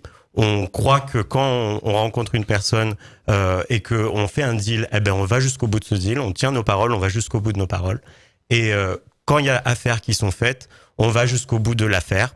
Et tout le monde est nourri à travers le réseau. C'est-à-dire que si vous êtes apporteur d'affaires et que vous nous dites, voilà, mon voisin il a quelque chose à vendre, eh ben vous serez noté. On saura que c'est vous. On n'a pas besoin de développer sur énormément de personnes parce qu'on fait du travail vraiment de proximité. Donc nous, vraiment, c'est travailler la qualité des clients et la qualité de notre réseau. Et surtout, c'est que chaque partie prenante de la vente ou de l'achat immobilier sera rémunérée. Et tout ça un petit peu finalement à l'ancienne. Mais nous, c'est les valeurs auxquelles on tient, en fait. Parce qu'on travaille avec des humains. Et nous, l'humain, c'est vraiment au centre de nos activités pro. Et c'est comme ça que notre réseau est aujourd'hui solide et fonctionne correctement. Parce qu'on a des personnes qui sont humaines et professionnelles. Et quand on a ces deux qualités qui sont alliées ensemble, eh ben, on arrive à faire de belles choses. En fait, c'est privilégier l'accompagnement. Complètement. Jusqu'au bout On parlait du du projet de vie. Ouais. C'est ce qu'apprécient les clients, en fait, quand on les accompagne. Ouais, c'est vraiment clairement la philosophie de l'émission. On a bien compris qu'effectivement, vous n'êtes pas des gens qui font du one-shot, j'allais dire. C'est vraiment un projet global d'accompagnement. Et quand on n'est pas professionnel, est-ce que c'est important, quand on cherche un bien, de se construire un réseau via LinkedIn, via les réseaux sociaux, les plateformes en ligne ? Un réseau de professionnels dans l'immobilier ou pas forcément? Ouais, c'est toujours important. Bah, si vous voulez, on en a parlé tout à l'heure avec Tanguy, c'est que généralement, demain, vous voulez mettre en vente ou acheter un bien, qu'est-ce que vous allez faire? Vous allez appeler quelqu'un que vous connaissez. Donc, si c'est quelqu'un que vous connaissez par un réseau professionnel, pourquoi pas? Ça fait déjà une première approche. On a un point commun, on se connaît via LinkedIn, donc ça on est entre pairs, je dirais, et ça amène un lien de confiance. Et je pense qu'on l'a vu tout au long de l'émission, c'est que le mot confiance, il est au cœur de tous nos métiers. C'est-à-dire que s'il n'y a pas confiance, il n'y a pas business. Et si on veut avancer, il faut qu'il y ait de la confiance. Donc oui, il faut pas hésiter à solliciter un peu des personnes qu'on peut avoir sur nos réseaux sociaux pour savoir si on a des bons professionnels dans nos contacts pour passer par eux, parce que y a déjà un petit lien. Effectivement, est-ce qu'il y a d'autres conseils, par exemple, pour un peu optimiser tout ça? Le bouche à oreille, on en a parlé. Donc ça, il y a des choses qui se passent de ton côté. Toi, Tanguy, le bouche à oreille, c'est quelque chose de primordial aussi? Ah oui, absolument. Mais nous, on n'utilise pas tant que ça les réseaux sociaux. Alors en plus, c'est étonnant parce que c'est une jeune agence, on est quand même une agence en ligne et tout ça. Mais en fait, la plupart de nos ventes se font justement par le bouche à oreille. Et en fait, c'est ce qui nous permet de conserver vraiment une qualité d'accompagnement. C'est-à-dire que toute la partie traitement de messages digital, toute cette partie-là en tant que petite structure, parce qu'on est une structure familiale, une petite structure, on peut vraiment consacrer notre énergie, notre temps à des véritables relations humaines. C'est-à-dire que on a par exemple quelqu'un qui nous contacte sur Instagram, on va pas poursuivre les conversations sur Instagram, on va vraiment les amener à les rencontrer et à discuter avec eux, parce que pour le coup, alors je suis très pro digital pour tout le reste, mais vraiment sur ça, sur l'immobilier, sur l'immobilier, même si ça permet de générer du lead, donc c'est-à-dire des prospects, de générer des points de contact, ça permet aussi de mettre en lumière les biens qu'on a à commercialiser. Nous, en tout cas, on est un petit peu sur justement cette stratégie pour pouvoir conserver ce travail de qualité et cet accompagnement très proche de nos clients, et aussi parce que on a certains clients qui souhaitent avoir de la discrétion, et ça amène sur un sujet qui est essentiel dans l'immobilier, c'est le off-market. C'est-à-dire que la plupart des biens que vous voyez sur les agences ou en ligne, ça ne veut pas forcément dire que cette agence possède tous ces biens. Il y a beaucoup de biens qui sont pas mis en ligne parce que déjà, ça peut faire perdre la valeur d'un bien. C'est-à-dire que si vous voyez un bien qui est diffusé sur toutes les plateformes, ok, d'accord, il est partout, il va se vendre, ok, mais ou pas justement. Ouais, parce ou qu'il pas, est partout, et pas tu vas prix, perdre la etc. valeur du bien. Alors nous, on travaille différemment à ce niveau-là. C'est que un peu. Exactement. Garder des trucs sous le coude à proposer à vos c'est acquéreurs. un privilège de pouvoir je n'aurais pas la prétention de dire collaborer avec nous parce que ça serait un petit peu trop, mais c'est-à-dire que les biens, quand ils arrivent, c'est un véritable privilège quand on vous les présente et que vous les découvrez, et ça crée toute une expérience autour de l'achat immobilier aussi, et autour de ce projet de vie. Et c'est vraiment ça que nous on prône, c'est ce contact vraiment proche, et cette exclusivité sur le bien, que ce soit pour un bien à 2 millions ou 3 millions d'euros, que pour un petit studio à 200 000 ou 250 250 000 euros. On travaille vraiment de cette manière-là pour pouvoir être au top sur ce qu'on propose à nos clients en termes d'expérience. Voilà. Donc trouver la perle rare en restant des journées et des journées sur des applications, Non. etc. Mauvais blanc. Donc allez pas voir les bonne pros, Clairement. allez voir les professionnels. Mais c'est clairement, allez-y, on en c'est reparle. clairement ce qu'on vient de dire pendant quasiment 2 Et heures. combien de professionnels faut... Enfin, j'imagine qu'il ne faut pas aller voir toutes les agences de Ah toute oui, sa ça c'est ville. une bonne question. Combien de professionnels Alors, moi, je peux répondre en partie à cette question. Mhm. Notre société, elle s'américanise un peu et dans beaucoup de business. Et il faut savoir qu'aux États-Unis, les clients ont leur agent immobilier acquéreur et leur courtier aussi. Et il y a un agent immobilier vendeur. Et nous, par exemple, chez IAD, on est une vingtaine sur Aciota. On a tous notre portefeuille client. On a des clients avec lesquels on est proche. Et en fait, on fait beaucoup de ce qu'on appelle de partage d'affaires. Donc en fait, en tant que client, on n'a pas besoin d'aller voir plusieurs agences. On peut aller voir une agence qui, elle, nous proposera les biens de toutes les autres agences. Donc lui s'occupera de la recherche, il aura bien lu notre fameux cahier des charges, il aura bien compris nos besoins, et puis derrière, ce sera un peu notre référent immobilier, il défendra nos intérêts si demain il doit y avoir négociation, il nous trouvera les biens, il viendra avec nous pour les visites. Donc il faut peut-être en voir plusieurs pour trouver cette fameuse personne de confiance, mais je pense qu'il ne faut pas démultiplier les professionnels, parce que c'est toujours pareil, si on va en voir 10, les 10 travailleront pas vraiment dessus. Il vaut mieux vraiment confier sa recherche à un professionnel de confiance. Effectivement, c'est assez clair. Un petit mot supplémentaire sur le sujet, Muriel? C'est logique? Alors, tout à l'heure, j'ai pas parlé comment le promoteur immobilier commercialisait ses produits. En fait, il a 2 solutions. Soit il fait appel à des professionnels comme Maxime, qui ont une agence immobilière, et à ce moment-là, donc, on leur donne à commercialiser le programme. Et il y a des promoteurs, des gros institutionnels en règle générale, qui, au sein de leur entreprise, ce sont des gens qui sont salariés, qui vont prospecter pour trouver des acquéreurs susceptibles d'acheter sur plan. Eh ben c'est parfait tout ça. Merci à toutes et à tous de nous avoir suivis pour cette émission. On recevait donc Tanguy Campo, qui est directeur d'agence à Campo Immo. Merci beaucoup Tanguy. Merci tout Un le mot monde. pour clôturer cette émission, Tanguy? Gardez la pêche. On avait Maxime Morin, agent immobilier chez IAD. Merci. Merci à vous et merci à tous. C'était Et le petit mot? C'était très sympa d'échanger avec des professionnels de l'immobilier. Professionnel de l'immobilier, on peut garder Très, ça. très chouette, Ok. très, très chouette. On avait reçu aussi Carlos Diaz, qui est directeur d'agence et courtier en prêt immobilier chez Anderson Consulting à La Ciotat. Merci beaucoup Carlos, c'est un petit mot aussi. Merci à vous et c'est très très bien. À refaire. Et enfin Muriel Scarcelli, qui est au service juridique de la promotion immobilière chez SN Immobilier. Une bonne soirée à tous et j'ai vraiment passé un moment très agréable en votre compagnie. Et bien Merci voilà. à vous d'être toujours aussi nombreux à nous suivre, à avoir réagi sur tous nos réseaux sociaux avec le hashtag FQEP, de nous suivre sur notre site internet tous les jours où nous publions des actualités. Et on se donne rendez-vous le mois prochain pour Et une oui, prochaine effectivement. enquête. C'est tout à fait sur le www.fautquonenparle.fr. En attendant, et sur tous les réseaux sociaux. Merci à toutes et à tous de m'avoir suivis. À bientôt. À bientôt. Bye bye bye.